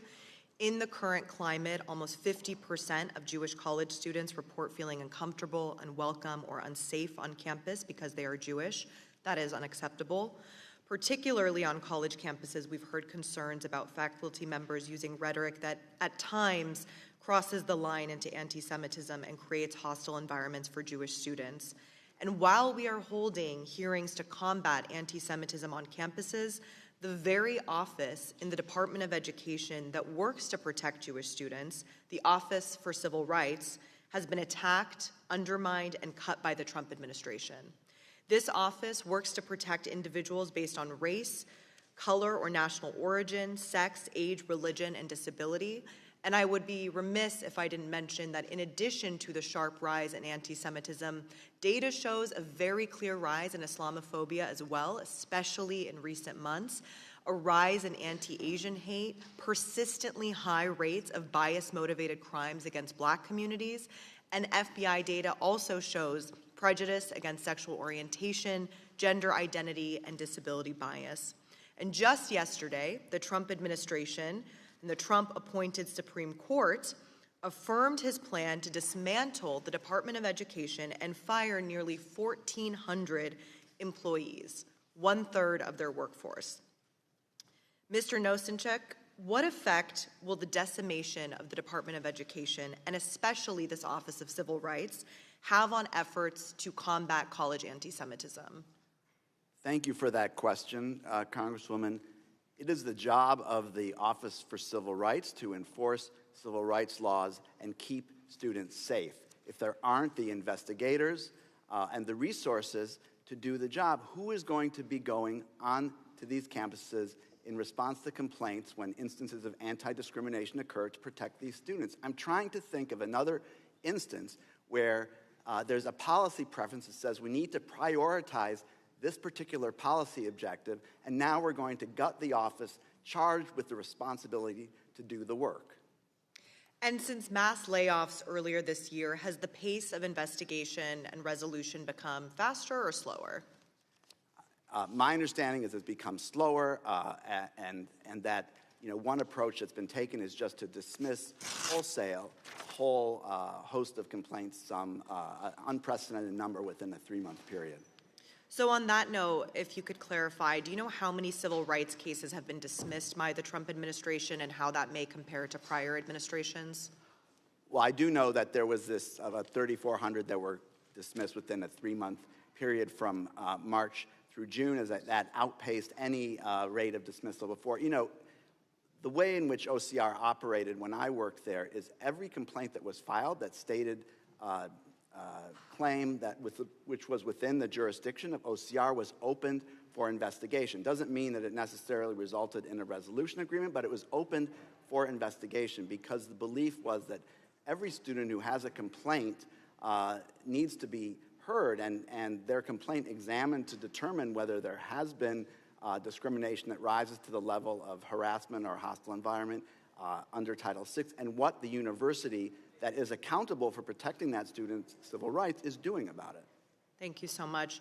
This year, in addition, the Trump administration shuttered 7 out of 12 civil rights enforcement offices, including the offices in New York City and San Francisco, 2 of the regions that are obviously represented on this panel today. Those offices were in the middle of handling over 6,000 cases. Mr. Nosenchuk, what role did these offices play in combating anti-Semitism under your tenure at the Office of Civil Rights? Thanks for that question. They played a very significant role. The offices that were shuttered were some of the most effective offices within OCR. I don't think, frankly, that that's a coincidence, and it happened that a number of those offices were the ones where a significant majority of the unprecedented number of anti-Semitism-related investigations that we opened were being handled, and there was tremendous expertise. If you added it up, I imagine it would be decades or centuries of expertise if you added all the years of all the investigators who worked in these offices and really were deeply committed and are now shattered by the fact that they've lost their jobs and seen the office that they were dedicated to be basically eviscerated. Thank you. This administration has been weaponizing the rise of anti-Semitism in their war against higher education. If they were serious about protecting Jewish students and educators, they would be providing more funding and more staff for the Office of Civil Rights. Thank you. Thank the gentlelady. Her time has expired, and I recognize the gentleman from Missouri, Mr. Onder. Thank you, Mr. Chairman, and thanks to all the witnesses for being here today. Chancellor Lyons, the UAW represents 48,000 academic workers in the University of California system. How many on the Berkeley campus are you aware? I don't have that number. Right. Here. Well, the UAW has endorsed encampments that feature imagery supporting terrorism, has led student sessions on how to agitate on campus. Union leaders have even come to campus participating in anti-Semitic chants. A microbiology grad student filed a lawsuit, Yaniv versus UAW 4811, alleging that the union's activity contributed to a hostile work environment and violation of Title VII and the California Fair Employment Act. In your opinion, does the UAW contribute to anti-Semitism on the University of California, Berkeley campus, or in the system? It would be inappropriate for me to speak to a case that is clearly in litigation, so I won't do that. I think it's also important to understand that unions are independent organizations, right? We don't control them, they don't control us. So it's not something that we have any direct control over. Okay. Now, here is an area where the union does seek to interact with Berkeley. The UC UAW strongly supports BDS, boycott, divest, and sanction, and is looking to impose it on the U of California system in January and April of 2024. The UAW passed resolutions to that effect. If in the next round of collective bargaining, the UAW demanded a provision that implements BDS, would you counsel for agreeing to such a provision or oppose it? It is the stated policy of the University of California that we do not boycott countries. We have specific rules for when divestment can be considered, and we're very systematic about how we apply those rules. I can speak for myself personally. I would oppose it. Thank you. And it's been reported that the UC UAW prepared a list of members of the UC Board of Regents with Jewish or Israeli ties and targeted them for investigation. What if UAW proposed a provision under which Berkeley and other University of California schools would disclose to the union any grants, donors, programs, or professors with ties to Israel? Would you counsel for agreeing to such a provision? There were some facts on the front end of your question that I take to be true, but I have no information on, so sure. I can't comment on that whatsoever. If they were asking for, in general, we do not provide information to the public or to outside entities like unions, and if it's publicly available, then it's publicly available, they can find it. So in general, we would not provide that kind of information unless there's some legal reason why we needed to. Thank you.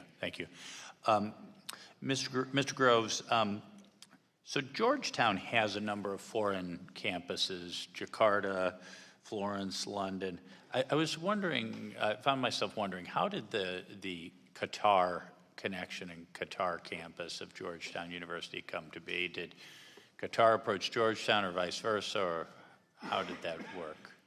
This happened way before my time, so it's only through oral history that I know the answer. How long has it been? 2005, so that's been 20 years ago. Okay.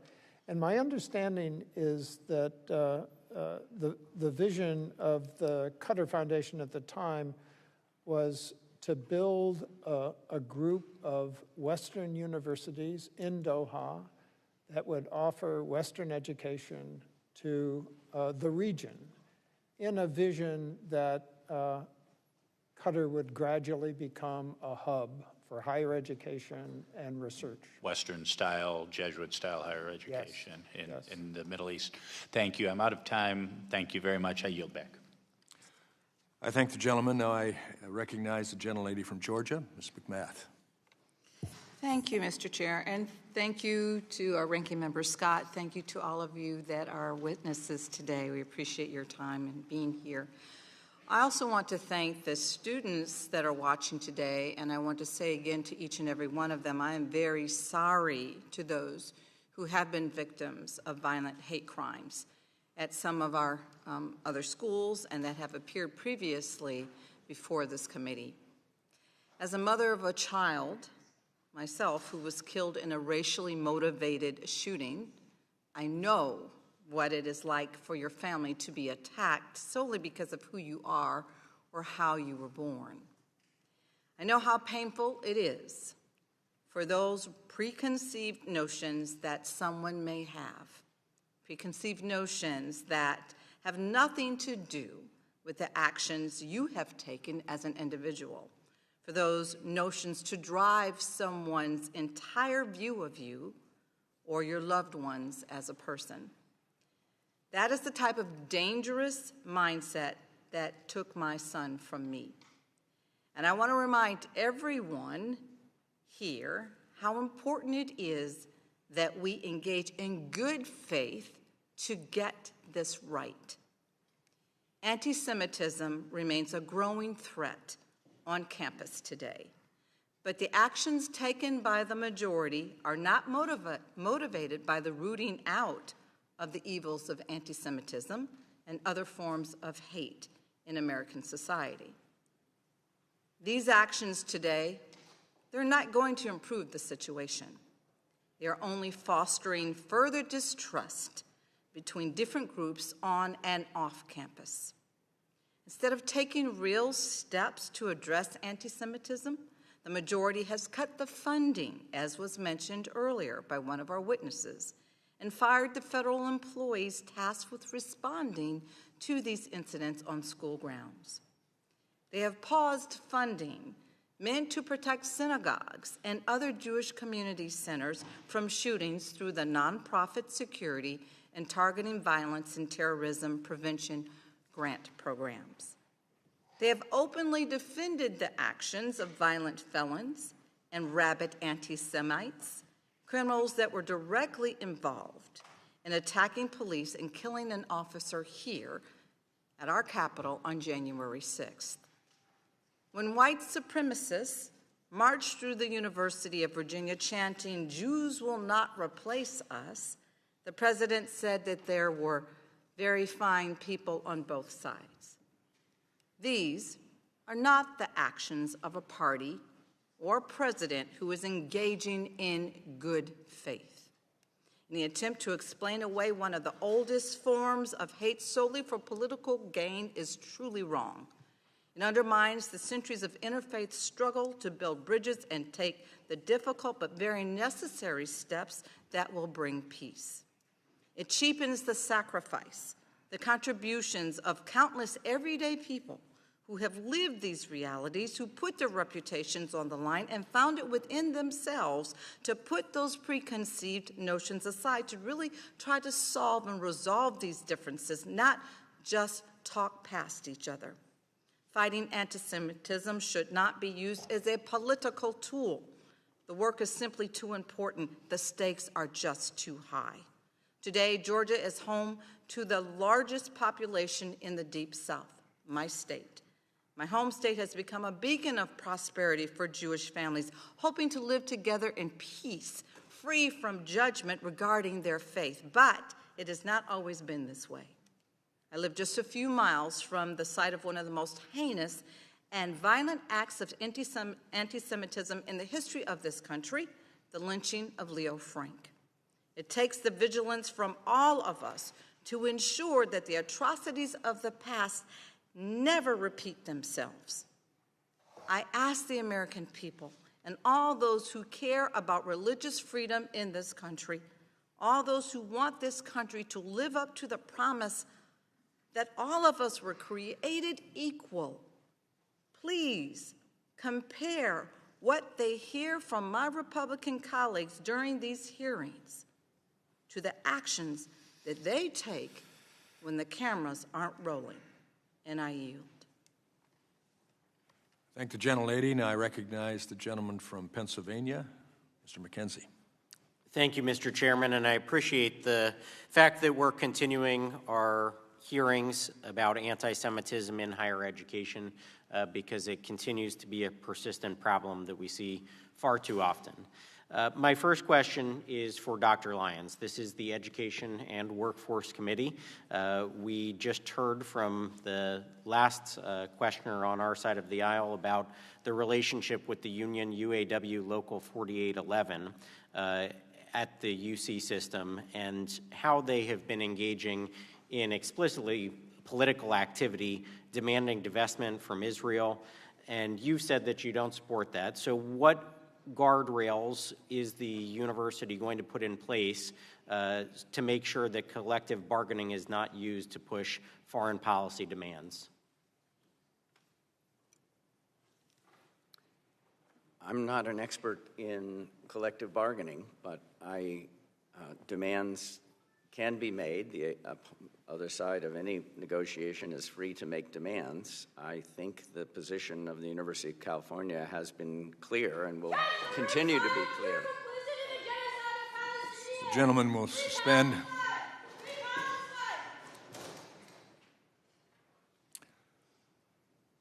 All in attendance are reminded, in accordance with Rule 11, Clause 4 of the House of Representatives, to observe standards of dignity, propriety, courtesy, and decorum traditionally observed by the House and this committee. The chair notes that there is this disturbance that takes place, but this committee will continue and will complete its planned hearing. I now recognize the gentleman from Pennsylvania to continue. Well, thank you, Mr. Chairman. And I would just go back to the questioning here. They can certainly make demands, but in a negotiation, if the administration stakes out a very clear position that they will not be accepting of foreign policy considerations being forced into a union negotiation, obviously that would help your leverage in this process and make it less likely that those things would go forward. Is that something that you're going to be willing to do? I just want to double underscore that the University of California position is that we will not be boycotting Israel or any country. That is my understanding of an already well-stated and clarified position. In any event, I can speak for myself, which is all I can speak for in response to your question, and the answer is yes, that position is that we should not go in that direction. Thank you. Next, I'll go to Dr. Matos Rodríguez. And this is relating to the unions that are representing some of your faculty and staff on your campus. We have heard, and there was a Wall Street Journal opinion article just from last week, how labor unions are feeding the anti-Semitism on campus, and the unfortunate incidents where members of the faculty and staff from Israel, to gain the representation that they seek in a union, are being forced to sign up with a union that holds explicitly anti-Israel positions.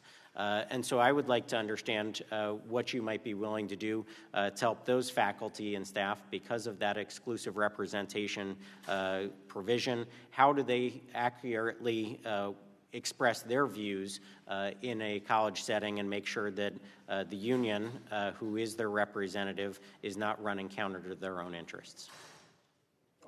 Thank you for your question. Our first responsibility is to make sure that in our campuses, the freedom to express your opinion is preserved, and individuals might have different perspectives as the ones that you commented in your question need to be. Suspend. Time will.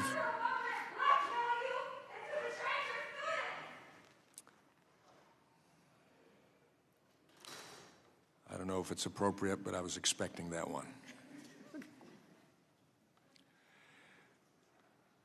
I now recognize the gentleman to continue his questioning.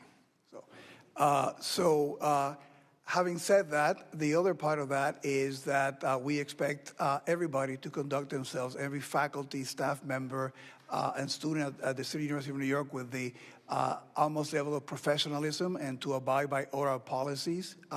So our role is to make sure that we make those policies clear, that we make everybody understand that they have to abide by them, and if anybody breaks them, that we investigate and take the appropriate action. So that would be our role in making sure that the policies against any kind of discrimination, against any kind of harassment, are not tolerated. And that's fine, I understand that. What is the recourse for an individual faculty member if the representative body is a union that holds explicitly positions that run counter to their own interests? Can that person go around that exclusive representation? Would you support that? Those individuals have their resources available to them privately. What we can do is make sure that the voice of the City University of New York, as I mentioned to you, no tolerance of anti-Semitism, North Star of safety, that everybody in the university understands that and is safe to be able to. So would you negotiate a contract with an individual not in the union? That is not something that we are allowed to do by law. But would you support that? Because again, if the only representative body is one that is anti-Israel and this faculty member is from Israel, you're putting that person in a catch-22. We are clear about what the positions of the university are. I have been very clear about my opposition to BDS, and I have traveled to Israel with our presidents and deans to show that it's not just a statement, that we are building bridges and connecting with universities and cultural organizations there. Our role is to make sure that we put together what the vision of the university is, and in labor has, they're independent, so that they don't speak for the gentleman's time has expired. I now recognize the gentleman from Florida, Mr. Fine. Thank you, Mr. Chairman. I'm going to be honest. I find the testimony today both disgusting, dishonest, and to be gaslighting, and I'm going to point it out here. We've heard that we unequivocally denounce anti-Semitism, unwavering support for our Jewish students. We have a zero-tolerance policy, and we will not put up with a call for violence. So let's explore that. I'd like to start with Dr. Rodríguez. Emmanuel Ness, the chair of your political science department, said he supports, quote, resistance by any means necessary, which includes violence. How can you say those statements that you support your Jewish students? Shut up and get out of here. Gentleman will suspend. Gentlemen will suspend. Get out of here, you loser. Come on. By the way, to be clear, I hold you all responsible for this. It is the attitude that you have allowed on your college campuses that make people think that this is okay. That is why this happens, because you have someone like Emmanuel Ness that says resistance by any means necessary, and I assume this person still works at your school. Is that correct? Microphone, please. Any call for violence against Jewish members of our community is entirely unacceptable. So why does this person still work there? Any individual of our faculty that has a complaint of breaking our rules, we will investigate them and take the appropriate disciplinary action if warranted. Corinna Mullen at John Jay College said, after October 7th, the right of Palestinian armed resistance is just, and just last month was filmed chanting, up, up, up with freedom, down, down, down with Zionist scum. This is a professor that teaches your Jewish students. How can you say you have an unwavering zero-tolerance policy when this person teaches at your school? Again, I believe that that faculty member is no longer teaching with the university. Any call for violence, any call for supporting Hamas or terrorism is entirely unacceptable, and we made those statements several times. At Berkeley, you're next. You created in the fall of 2024, you named Usama Makdizi the inaugural chair of a new endowed program in Palestinian Arab studies.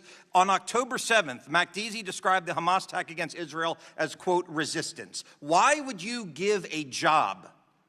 See, I understand freedom of speech, but you get to decide who to hire. Why would you give a position to someone who said October 7th was justified? Why? Usama Makdizi, Professor Makdizi, is a fine scholar. He was awarded that position from his colleagues based on academic standards. Great. So on February 5th, 2024, this great academic, you're showing the problem, said, quote, I could have been one of those who broke through the siege on October 7th. This is what you think is good, and then we're surprised when people come in here and behave this way. I'm going to move on to Georgetown. You've got a campus in Qatar.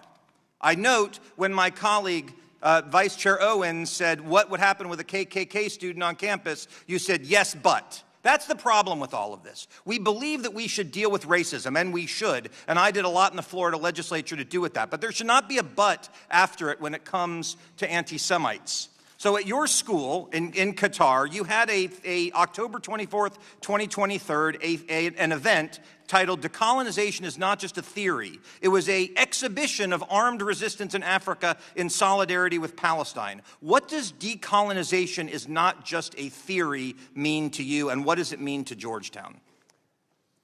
I don't have knowledge of that exhibition. This was a student-led event, Congressman. All right, so I have 90 seconds left, and I'm going to end with this. I have a 17-year-old who will be applying to school next year. He's in Washington, interning right now. And how in good conscience could you tell my son, who is Jewish, who's the reason I wear this kippah, how could you tell my son in good conscience that he would be safe at any of your schools? I'll give each of you, 20 seconds to try to answer that question. I would deeply hope he would feel safe, and there's a reason for this at Georgetown. If Jewish students don't feel safe, if they have fear, if it's not just hurtful to them, it destroys our mission of interfaith dialogue. They don't feel safe right now. Your turn. I have spoken to many students. We have recruited actively in the Jewish community at CUNY. I've actually begun a program of extending a program that we have with recruiting in the high schools to the yeshivas, which is College Now. And again, we have listened. I have met with the students, gone to Hillel, listened to their concerns, and I've told them that we need to do better. We have made the changes, and we're showing the results. And listening and being committed to their safety is something that I wake up every day to do. Yeah, I don't even need an answer from Berkeley, given the answer to that question about that professor. I would tell you this: the Jewish students on your campus, they do not feel safe today, and you all should be ashamed about that. And with that, I yield back. I thank the gentleman, and I recognize the gentleman from Wisconsin, Mr. Grothman. Thank you. First of all, just a quick general statement. This has been talked about, the third or fourth, fifth, whatever, committee hearing dealing with anti-Semitism on American campuses, the fact that in many campuses the Jewish students don't feel safe because of what's going on or not being done on the part of the administration. I'll point out, we could sit here for years, we're never going to have a committee hearing on anti-Semitism at the construction site. We're never going to have one anti-Semitism working in retail or working in manufacturing or in the military, or anti-Semitism in the retirement home. This is basically a university problem. And I think it became a problem because we have such a slanted overall view of the world in the university compared to the country as a whole. You know, in an ideal world, I think you'd say that the university faculty represents a cross-section of the country. But we all know that's not true. If we talk to university professors, they'll tell you I was the only person out of 20 people here who voted for President Trump in my department or whatever. And, you know, not every state keeps track of, you know, which party you register in. But in universities that they do keep track, or people do studies, the universities are just overwhelmingly Democrat, which is a breeding ground for this anti-Semitism, because right now the progressive wing of the Democrat Party, not the entire Democrat Party, but the progressive wing of the Democrat Party, which kind of drives the train over there, this anti-Israel feeling has become one of the things, along with global warming or racism or whatever, that becomes the norm. I'll ask a couple of you guys. I guess I'll start with Dr. Lyons.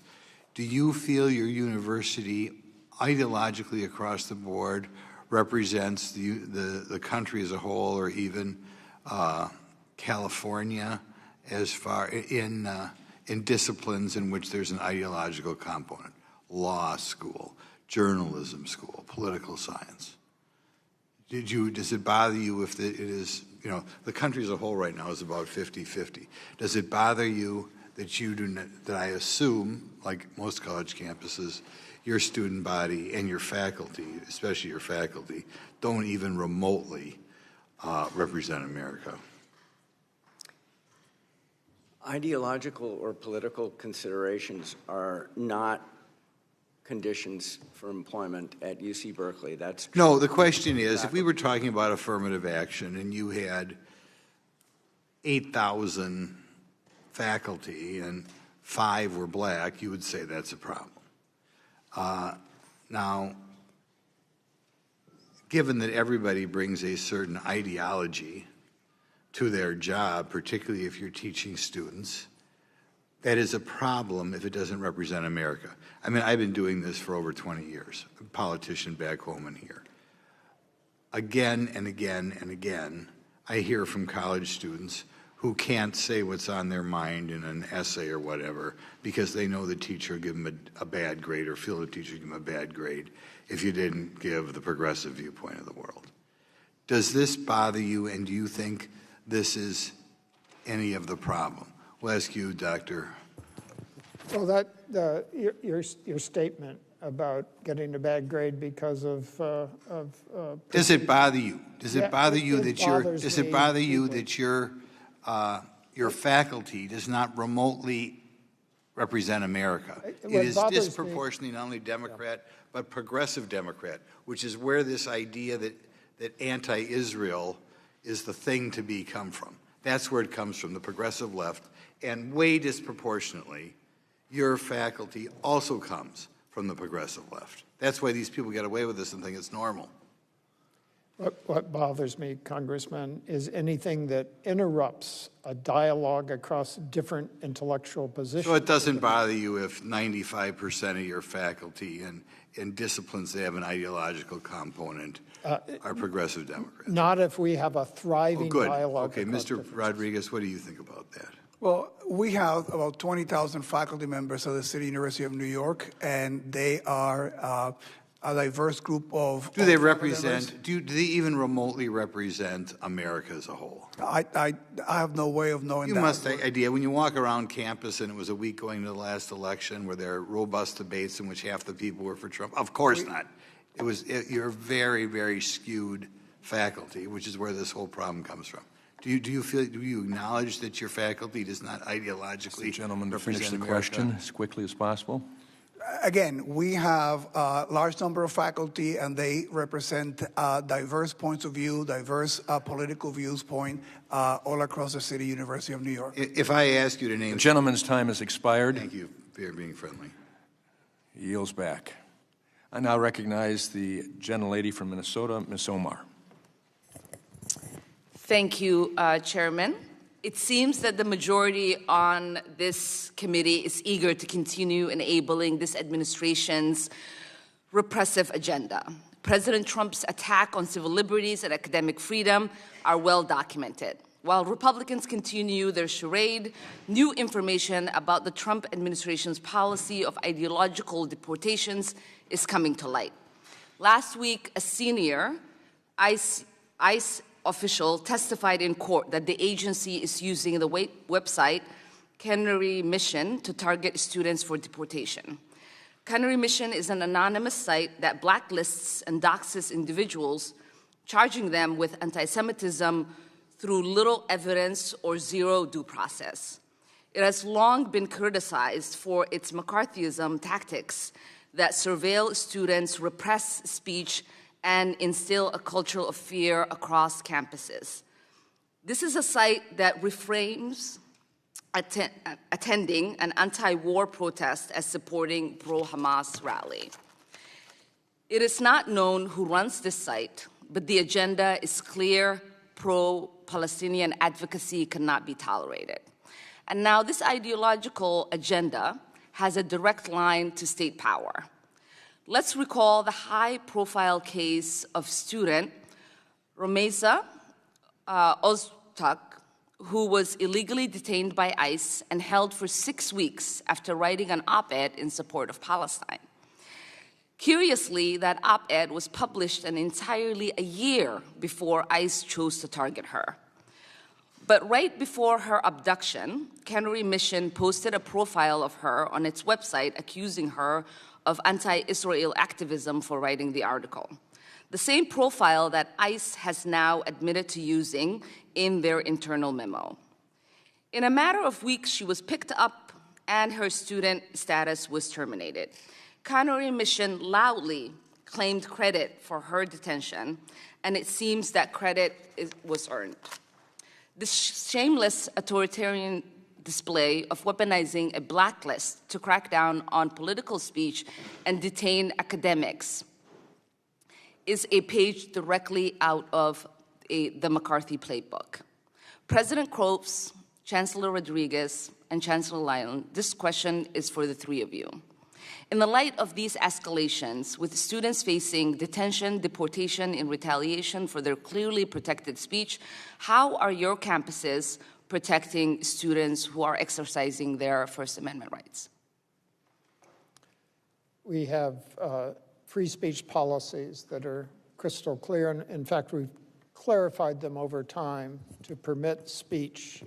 We don't permit any violence with regard to the promotion of any particular viewpoint. And we try to act on violations of those policies quickly and fairly. Thank you, Chancellor. Rodríguez? We make sure that all students are informed about our policies. We want students and all the members of our community to exercise the right to free speech, but they have to do it abiding by our rules and regulations. We're also investing, as I indicated earlier, in this constructive dialogue initiative. We want individuals to have the tools to have difficult conversations, to be able to have them, but to do them in a way that is respectful and civilized. And the best way also to empower the students is to provide them with information. Mm-hmm.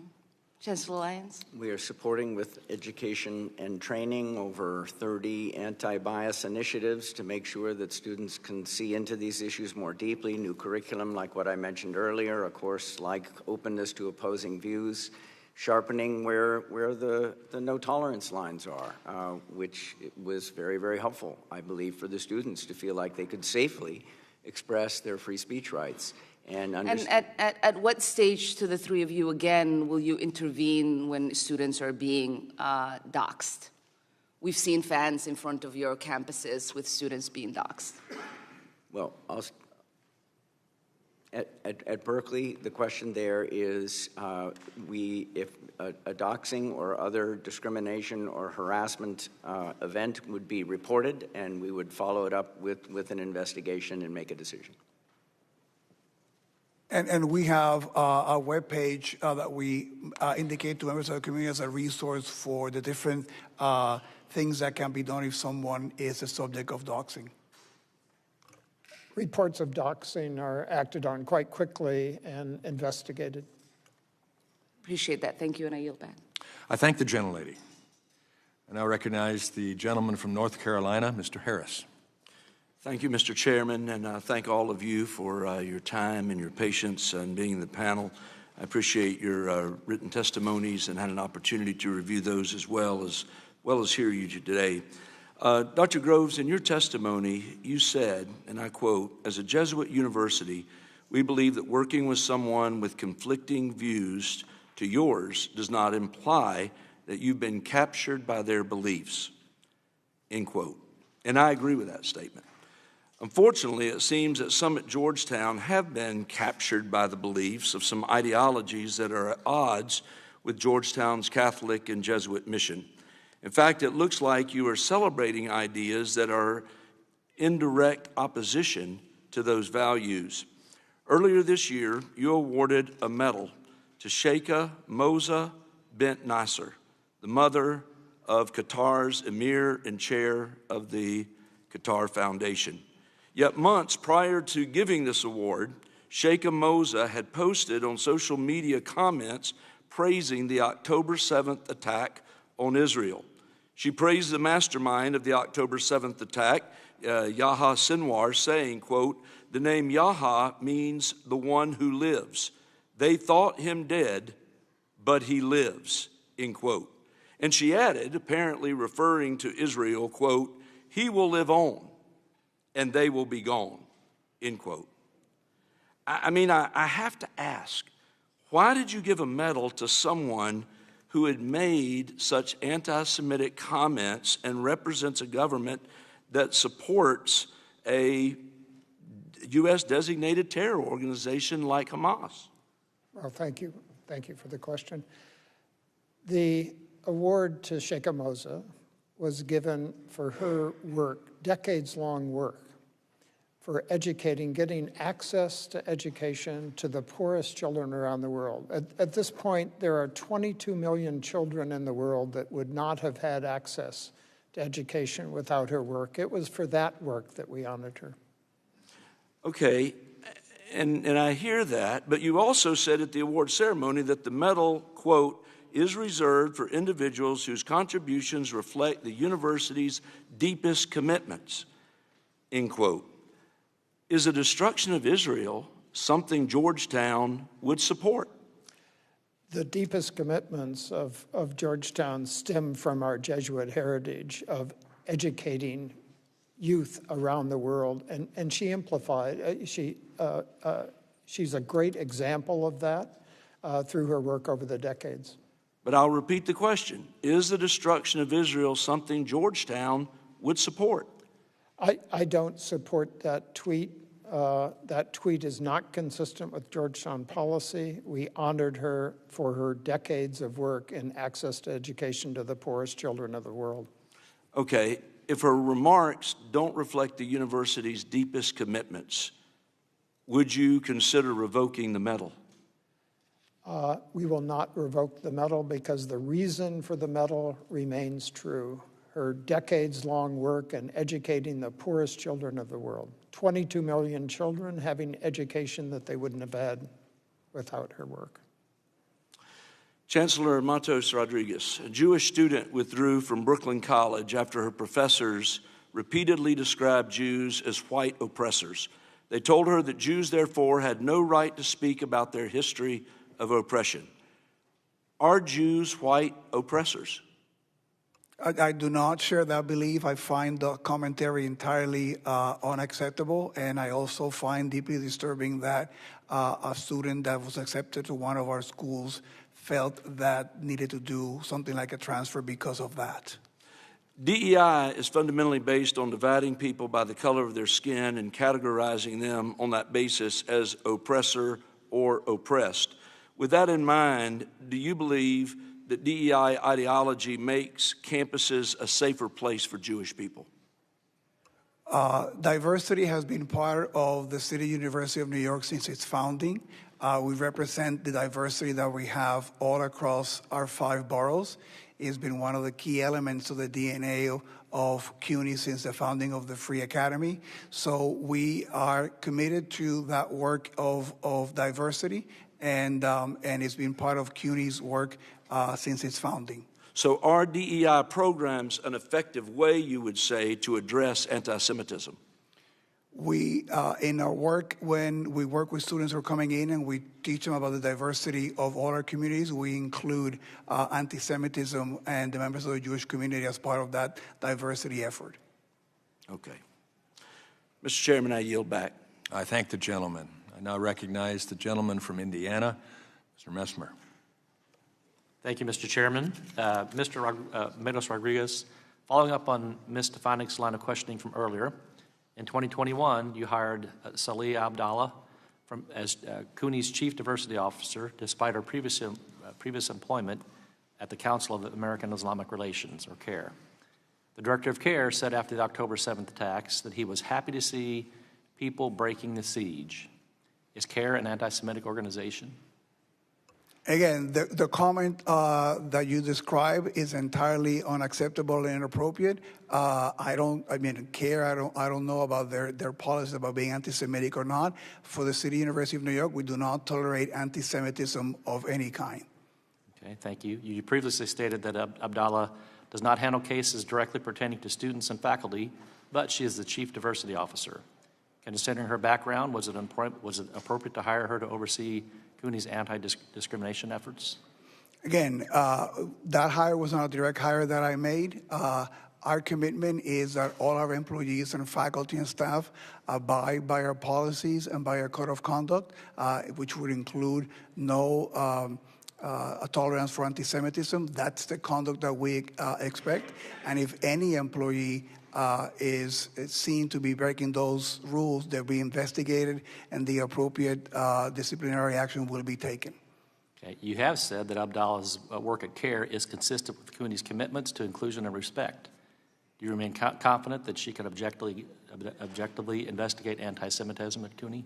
We have had no complaints with that employee. And again, as I said before, our commitment is if any member of the CUNY community, faculty, staff, or student violates our policies, violates our code of conduct, we will investigate. We've done it, and we've taken action. Has she been removed from any anti-Semitism investigations at this point? Again, there was one case in which, in the petition by an individual involved, suggested, and we accommodate that individual. Okay. Chancellor, earlier you said that only 3 of the 7 students were disciplined at CUNY for their participation in an encampment. Why were only 3 disciplined, and what kind of discipline did they receive? Again, I cannot speak to the specific cases of discipline.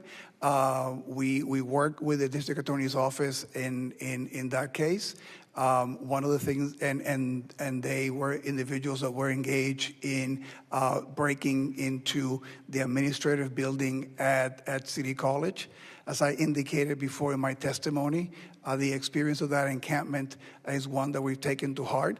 We have zero tolerance for encampments in CUNY right now, and we have doubled down in our efforts to make sure that our rules about time, place, and matter are clear to the students, and we've also invested heavily in additional security to be able to prevent any such situation occurring again.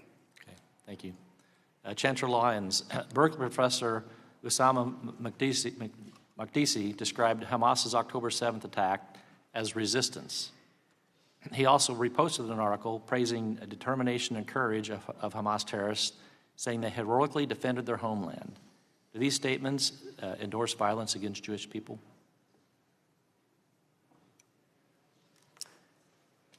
I cannot speak to the specific elements of that.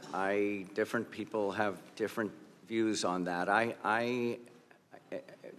Any call to violence or repeat of the horrific violence of October 7, in my perspective, is objectionable and unacceptable. So those that would view those remarks that way would have to take it the same way. They are unobjectionable and arguably a call to violence.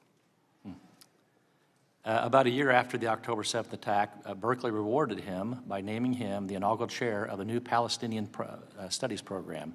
This is one of the demands of the UC Berkeley's violent anti-Semitic encampment in April of 2024. Berkeley contributed $500,000 to this new program. I know you were not chancellor then when it was stood up, but in your view, was this decision to appease anti-Semitic violent student demonstrators wrong or right? I can't speak to the context. I don't have the facts or the circumstances upon the making of that investment in that program. I will also say that a very similar investment was made in our Jewish studies program at the same time. Okay, thank you. I yield back the rest of my time. I thank the gentleman. I recognize the gentleman from Washington, Mr. Baumgartner. Thank you, Mr. Chair. Well, it very much pains me what has happened to higher education in America and its current status. I'm the son of a university professor. Actually, I spent a year in between WSU and Harvard teaching at the Catholic University of Mozambique, living and working with the Jesuits, so I have strong affinity for the Jesuits. But the radical leftward bent of America's higher education system has accelerated in the last 5 years has been extremely concerning. The diversity statements that you have, many college administrators have forced their faculty hires through to promote even more of a radical ideology, I think is very destructive. And I think what you're seeing from Congress these days is a representation that the American people have very much lost trust, or large segments of the American people have very much lost trust in higher education, and that trust needs to be restored. It is my belief that one of those ways that trust could be restored would be to fully account for any foreign influence or foreign spending on your college campuses. And Dr. Groves, I'd like to start with you. Does Georgetown fully account, and is Georgetown fully transparent with foreign money spent on your campus? We certainly attempt to report all of our receipts from non-U.S. sources. One measure of that was with regard to Section 117 reporting, that there was an investigation of Georgetown along with other universities. And after months of reviewing the data we had submitted to the Department of Education, we received a letter commending us for our reporting. This is in 2021, 2022. And can you commit right now to the American people that every dollar of foreign spending you will be transparent with? I would be happy to commit to that. Okay, thank you. Dr. Lyons, could you talk to us about foreign spending on University of Berkeley's campus? Do you think the American people have the right to know if foreign dollars are being spent on your campus? We, like other universities, were very, very careful about any foreign monies that come into the university. The university is funded across many, many different sources, and we are very, very careful to vet countries of concern as America's interests would require us to. And you would commit to full transparency of foreign spending on your campus? Well, as a public university, I am not ready to commit to that on the fly. There are different donors to the university who request anonymity. Well, what do you think that says to the American people when you want to hide foreign influence on your college campus? Do you think that restores trust? I can assure you, and what I'd be very, very happy to be very transparent about is exactly what is our process for vetting those things. We say no to a lot of foreign money, I promise you that. Give me an example of foreign money you've said no to. I'm not in a position to provide that information, but I'm very happy to be fully transparent. But you could understand at a time when large segments of the American population has seen university campuses go ever farther left-wing and more radical, and there's a deep concern about foreign influence on college campuses, lack of ability for Americans, high school graduates to be able to get spots on college campuses. You could understand why it would be concerning to have a university president come before Congress and say, we don't want to be fully transparent about foreign influence. I want to be fully transparent about the process by which we make sure that our process has integrity and that we are acting in America's best interests. But why if a foreign government wants to put money onto your campus, wouldn't you be willing to tell lawmakers, the American people, about that? Well, my understanding is that there are, in fact, currently a lot of disclosure requirements around that, although it's not an area of my specific expertise. I think we disclose an awful lot of that information to the government currently. Okay, well, I'm going to ask you one more time. Do you commit today to being fully transparent? Every dollar of foreign spending that takes place on your college campus, you would let the American people know about? I am glad to bring that back with my team and consider it, but I'm not ready to make that commitment today. I yield back, Mr. Chair. I thank the gentleman. I recognize the gentlelady from Michigan for her 5 minutes of question, Ms. McLean. Thank you, and thank you all for being here today. Thank you, Mr. Chairman, for holding this hearing. I want to start with you, Dr. Lyons. You're the Chancellor at the University of California, Berkeley, and you've been at the university for how many years? I was an undergraduate there and came back on the faculty just over 30 years ago. Okay, so you've been around, you've seen a lot of things. Do you believe that Jewish students feel safe on your campus? I believe that most Jewish students feel safe on our campus. You think there's any that don't? Yes. Yeah. Why do you think that is? Well, I think there are Jewish people that don't feel safe in lots of parts. I'm not talking about lots of parts. I'm talking about the university in which you are in charge of. Why do you think that is? I think there is anti-Semitism in society, and we see... I'm not talking about society, and I appreciate your diversion of the question. I'm talking about the university. So why do you think Jewish students don't feel safe at your university in which you're in charge of? Just curious. Well, I think part of safety for most people is, some of it is physical, some of it is more emotional, and am I being harassed, but not necessarily being confronted with potential violence. So I've admitted already there is anti-Semitism on campus, and I think that and I'm asking a simple question. Why do you think that is? And we've spent almost 30 seconds you avoiding the question.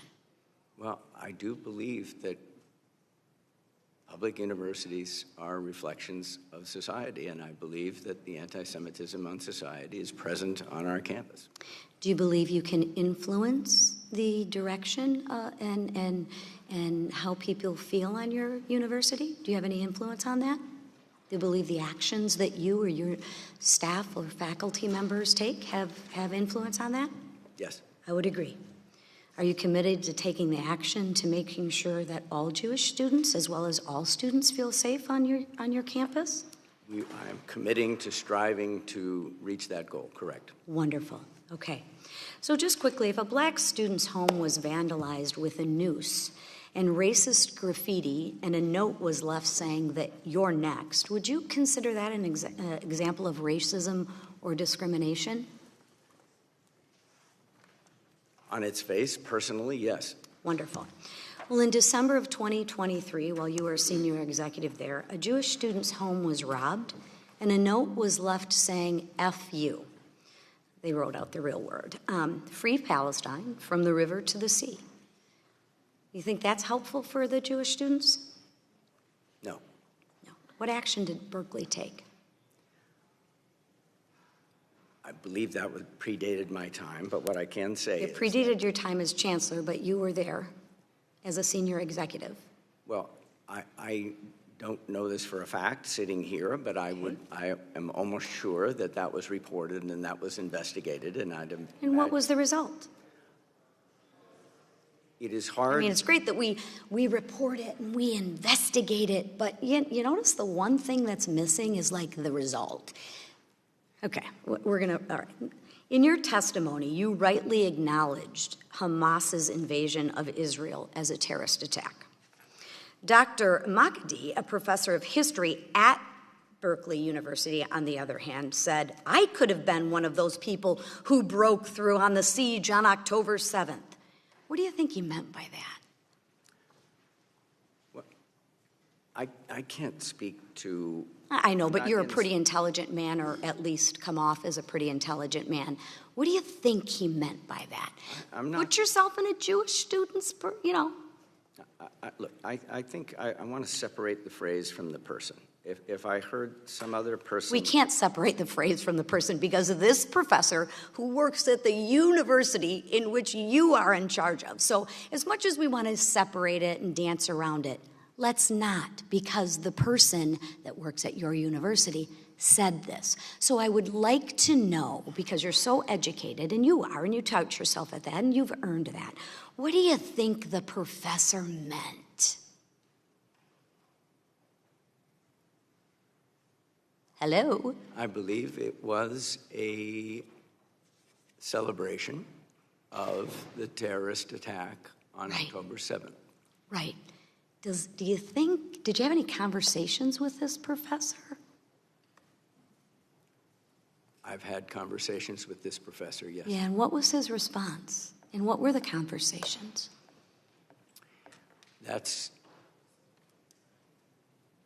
He's a fine scholar, and... That's a fine scholar that spews hate, and the people who pay, the students, don't feel safe. That's great, he's a fine scholar. I'm sure there's a lot of murderers in prison that are fine people too, fine scholars. But they do some pretty nefarious and heinous acts. So you want to explain what the conversation was? The lady's time has expired. Saved by the bell. Thank you, Mr. Chairman.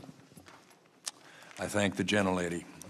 Now I recognize the ranking member of the committee, Mr. Scott from Virginia.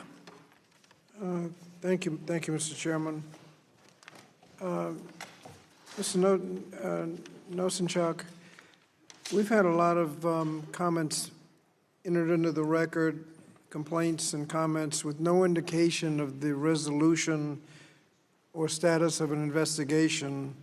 What's wrong with drawing conclusions, just having one side, just having heard the complaint? Thank you for the question, Congressman Scott.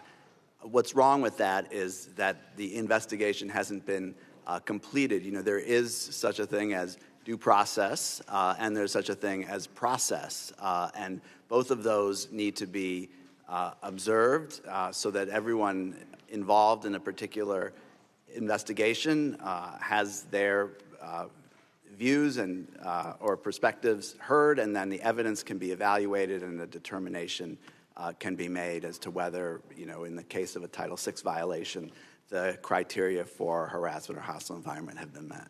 Now, Title VI has a process starting with a complaint, an investigation, an opportunity to cure, and then a sanction if it's not successful. What's wrong with imposing a sanction in the beginning, like withholding funds or something like that, before the investigation has even taken place? Thank you for the question. What's wrong with that is, first of all, it prejudges the situation. It preempts the long-established processes. As I said in my testimony today, previous administrations, including the first Trump administration, have adhered to these processes in order to hold universities responsible for Title VI violations. And in addition to that, taking huge amounts of funds away ultimately, hurts the very students who it's supposed to help, and depletes the university of resources that it could use to address issues like rising anti-Semitism on campus. And this focus, we've been focusing on anti-Semitism alone, none of the other forms of hate. What's wrong with that? Well, we are living in a time of increased hate and prejudice and bigotry of all types. Many of the investigations that OCR resolved involving anti-Semitic discrimination also included instances of anti-Arab, anti-Muslim, anti-Palestinian discrimination, race discrimination. The fact of the matter is that if a university is falling short in its responsibilities to protect one group, there's certainly the possibility that their policies and procedures and responses are inadequate to protect other groups. Thank you. Dr. Groves, we've heard a lot about foreign influence. Can you tell me what influence your university has had on the culture in Qatar? We're very proud of our mission in Qatar. It's completely consistent with the Jesuit animation of working at the frontiers, of serving groups that are not served easily in Washington. So we are giving a curriculum that's precisely the same as the curriculum we give in our DC campus, but we're giving it to students who represent 80 different countries of the world. They are receiving the Jesuit education. They take 2 theology courses and 2 philosophy courses. On our campus, they enjoy all the give and take of academic freedom that takes place at our DC campus. And 70% of the students are young women, a group that is underserved in that region. So over the 20 years... And what effect does that have on the culture? I'm convinced that gradually opening the eyes to new ways of thinking that we represent there you can see the change occurring already. Our alumni are taking positions of great importance over time in many countries of the world. Thank you. Do any of the colleges have Title VI monitors? Yes, we do. Georgetown does. That is done by the new center that we instituted. Okay. Dr. Yes, Lyons? Berkeley does. And what is, well, I guess I'm out of time. Thank you. Why are you worried about being out of time? Well, nobody else is. I'm trying to... That's why I like my ranking member. And I recognize now the gentlelady from Illinois, Ms. Miller. Thank you, Chairman Wahlberg, and I especially want to thank you for your continued commitment to rooting out all anti-Semitism on our college campuses. In recent months, and since the October 7th attack, anti-Semitism has exploded, especially on the campuses that we're discussing today. Many of these colleges are hiding behind the First Amendment, claiming that anti-Semitic speech is protected. However, Title VI of the Civil Rights Act specifically prohibits harassment that creates a hostile work and learning environment on any campus that receives federal funding. Sadly, dozens of anti-Semitic incidents have occurred in my home state of Illinois at Northwestern University, DePaul University, and the University of Illinois Urbana-Champaign. This committee has taken the lead on addressing anti-Semitism on college campuses, all to ensure that Jewish students and faculty are protected. We will continue to hold every college accountable for anti-Semitic rhetoric and acts of violence on their campuses because this hateful ideology has no place in America. So Chancellor Matos Rodríguez, a professor at the CUNY Graduate Center, Sodia Tor, referred to the terrorist group Hamas as resistance fighters. Secondly, a professor at Brooklyn College, Emmanuel Ness, has said the Zionists are Nazis. So what I want to know is, how can you expect to have a safe campus for all students, faculty, and visitors when your professors publicly condone violence against Jews? Well, I have been very clear that Hamas is a horrible terrorist organization, and we have no tolerance at the City University of New York for anyone who would embrace that support of Hamas. So in light of having no tolerance, does that mean that these professors were dismissed then? And I don't know the first case of the professor. Let me just tell you that I clearly condemn the statements, and it's been my testimony here and our practice that if any member of the City University community violates our policies and our code of conduct, we will conduct an investigation, and if discipline is warranted, we will take it, and we will not hesitate to do that, and we have done so. Is this the first you're hearing about these two professors? I am not familiar with the first. The second one I'm familiar with. Was there a hearing and an investigation? And I am not familiar with the comments that you made, which I mentioned to you, I find entirely, reputable. But my commitment has always been, and our policy is, that if those things come to our attention, they will be investigated and action will be taken. Well, now that it's brought to your attention, I trust that you're going to go back and there will be an investigation and consequences. One thing I learned when I raised my children, you could say whatever you want, but if there aren't consequences, the behavior will not change.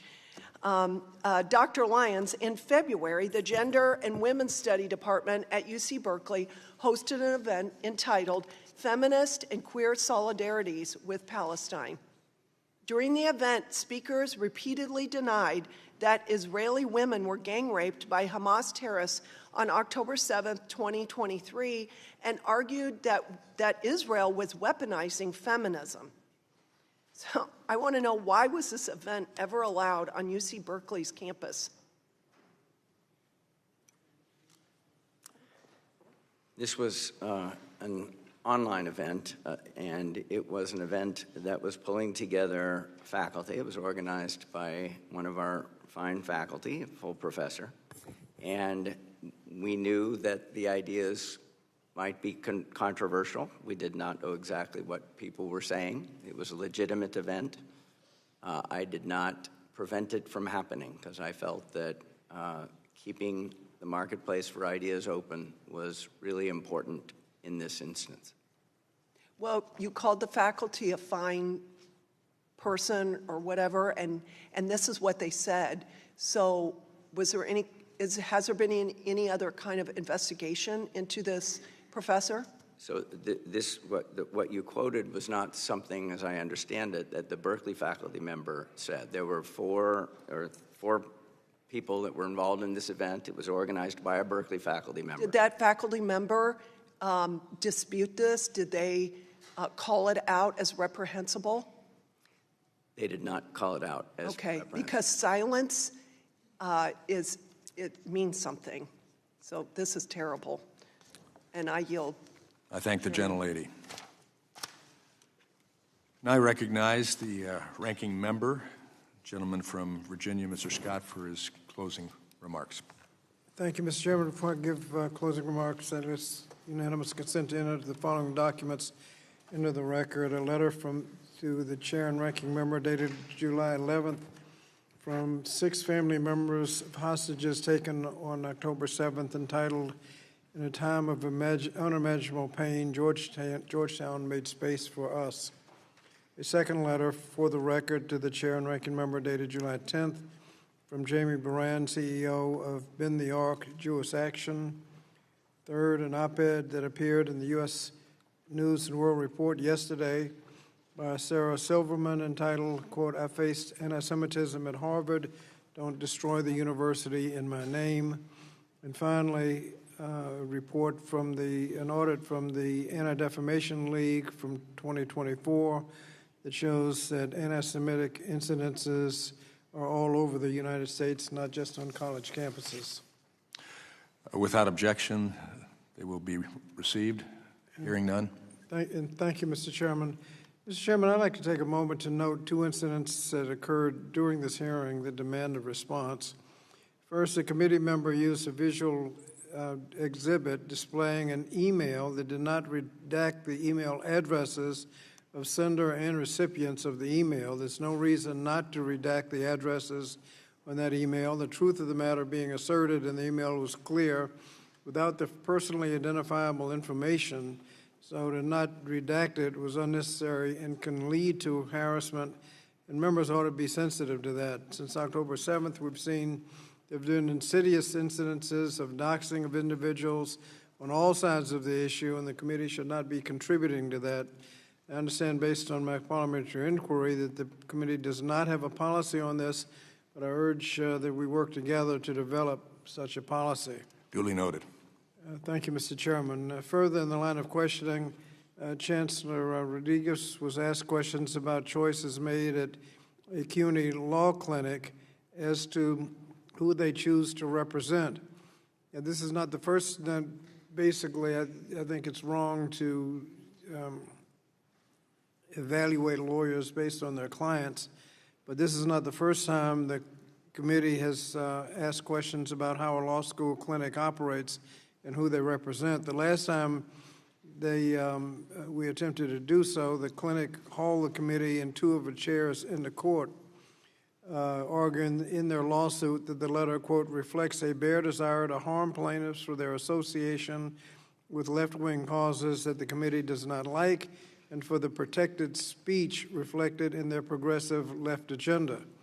At a hearing, Matthew Berry, the House counsel representing the committee, said in regard to that legal clinic inquiry, quote, I want to be absolutely clear that the formal request has been withdrawn. It is not a cover for, and there's not going to be any informal behind-the-scenes request for the same documents.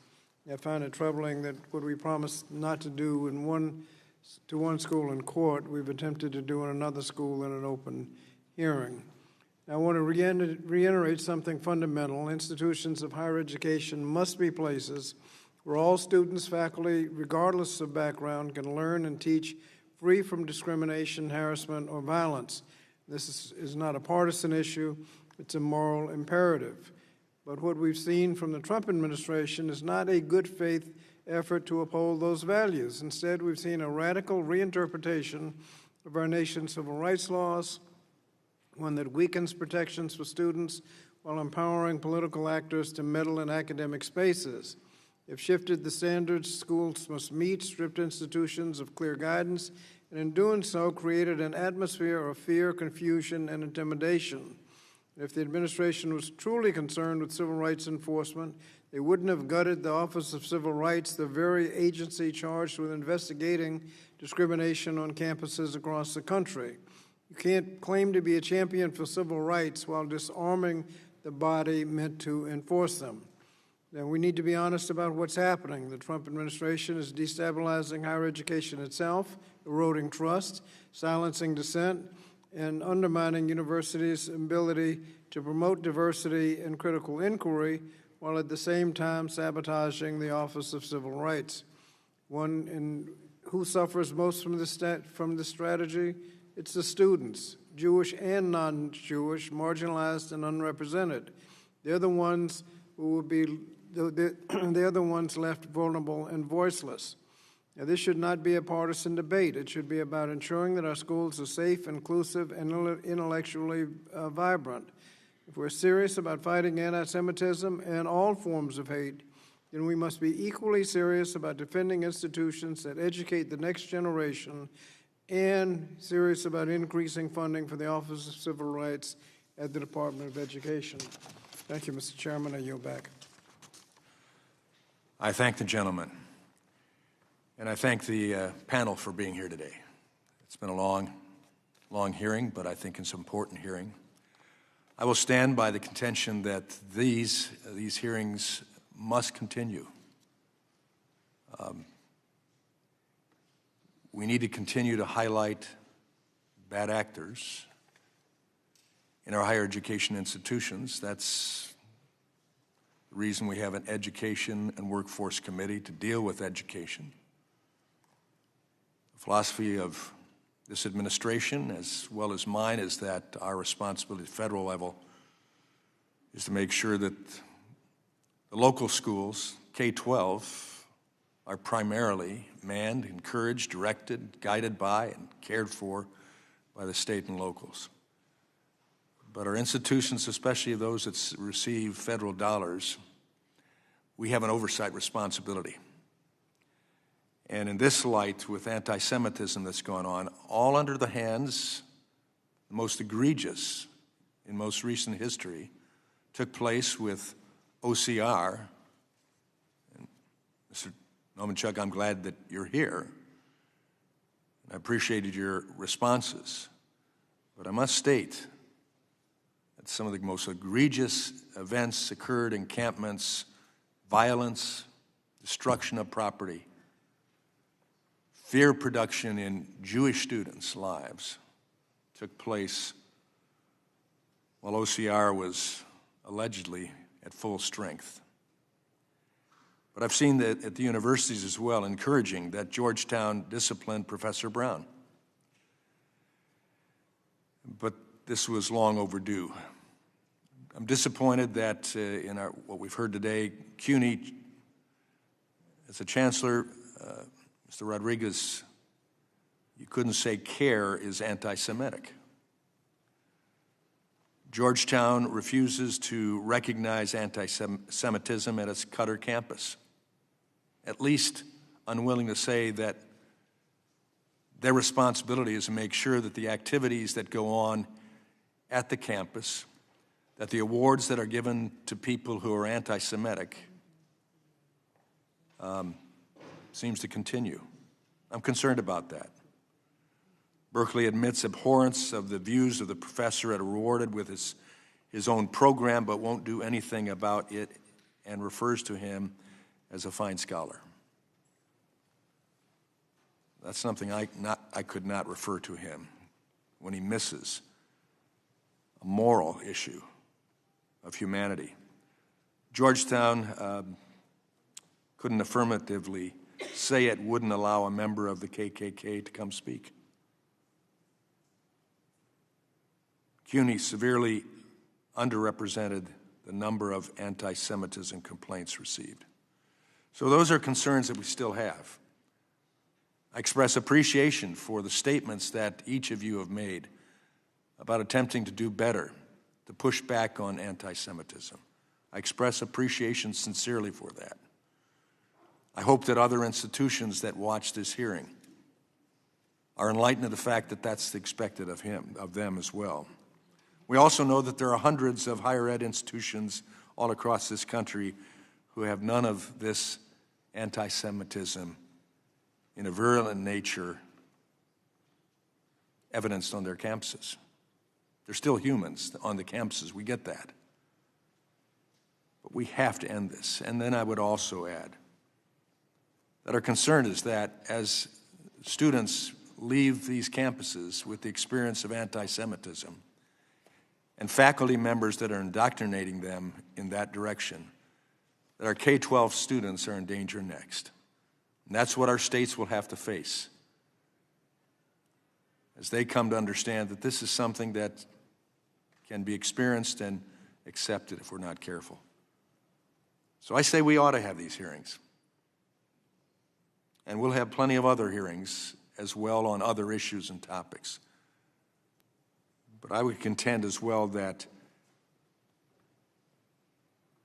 anti-Semitism is also available to express anti-Americanism as well. We have a responsibility for that. So I thank you again for being here today. I would say for those that are watching, we expect you to step up to the plate and aggressively end any type of anti-Semitism, racism, we'll add that as well,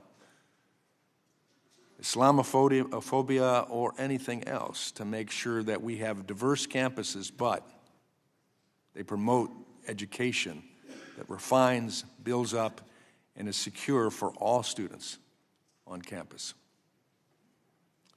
I would like to thank our witnesses again, and I'd like to ask that they be allowed to leave before the rest of the audience because of some of the concerns, and I note that it was not the Jewish spokespersons disrupting this hearing today. I think that can be noted all across. But we'd ask that the witnesses be allowed to leave first. Without objection, there being no further business, the committee stands adjourned.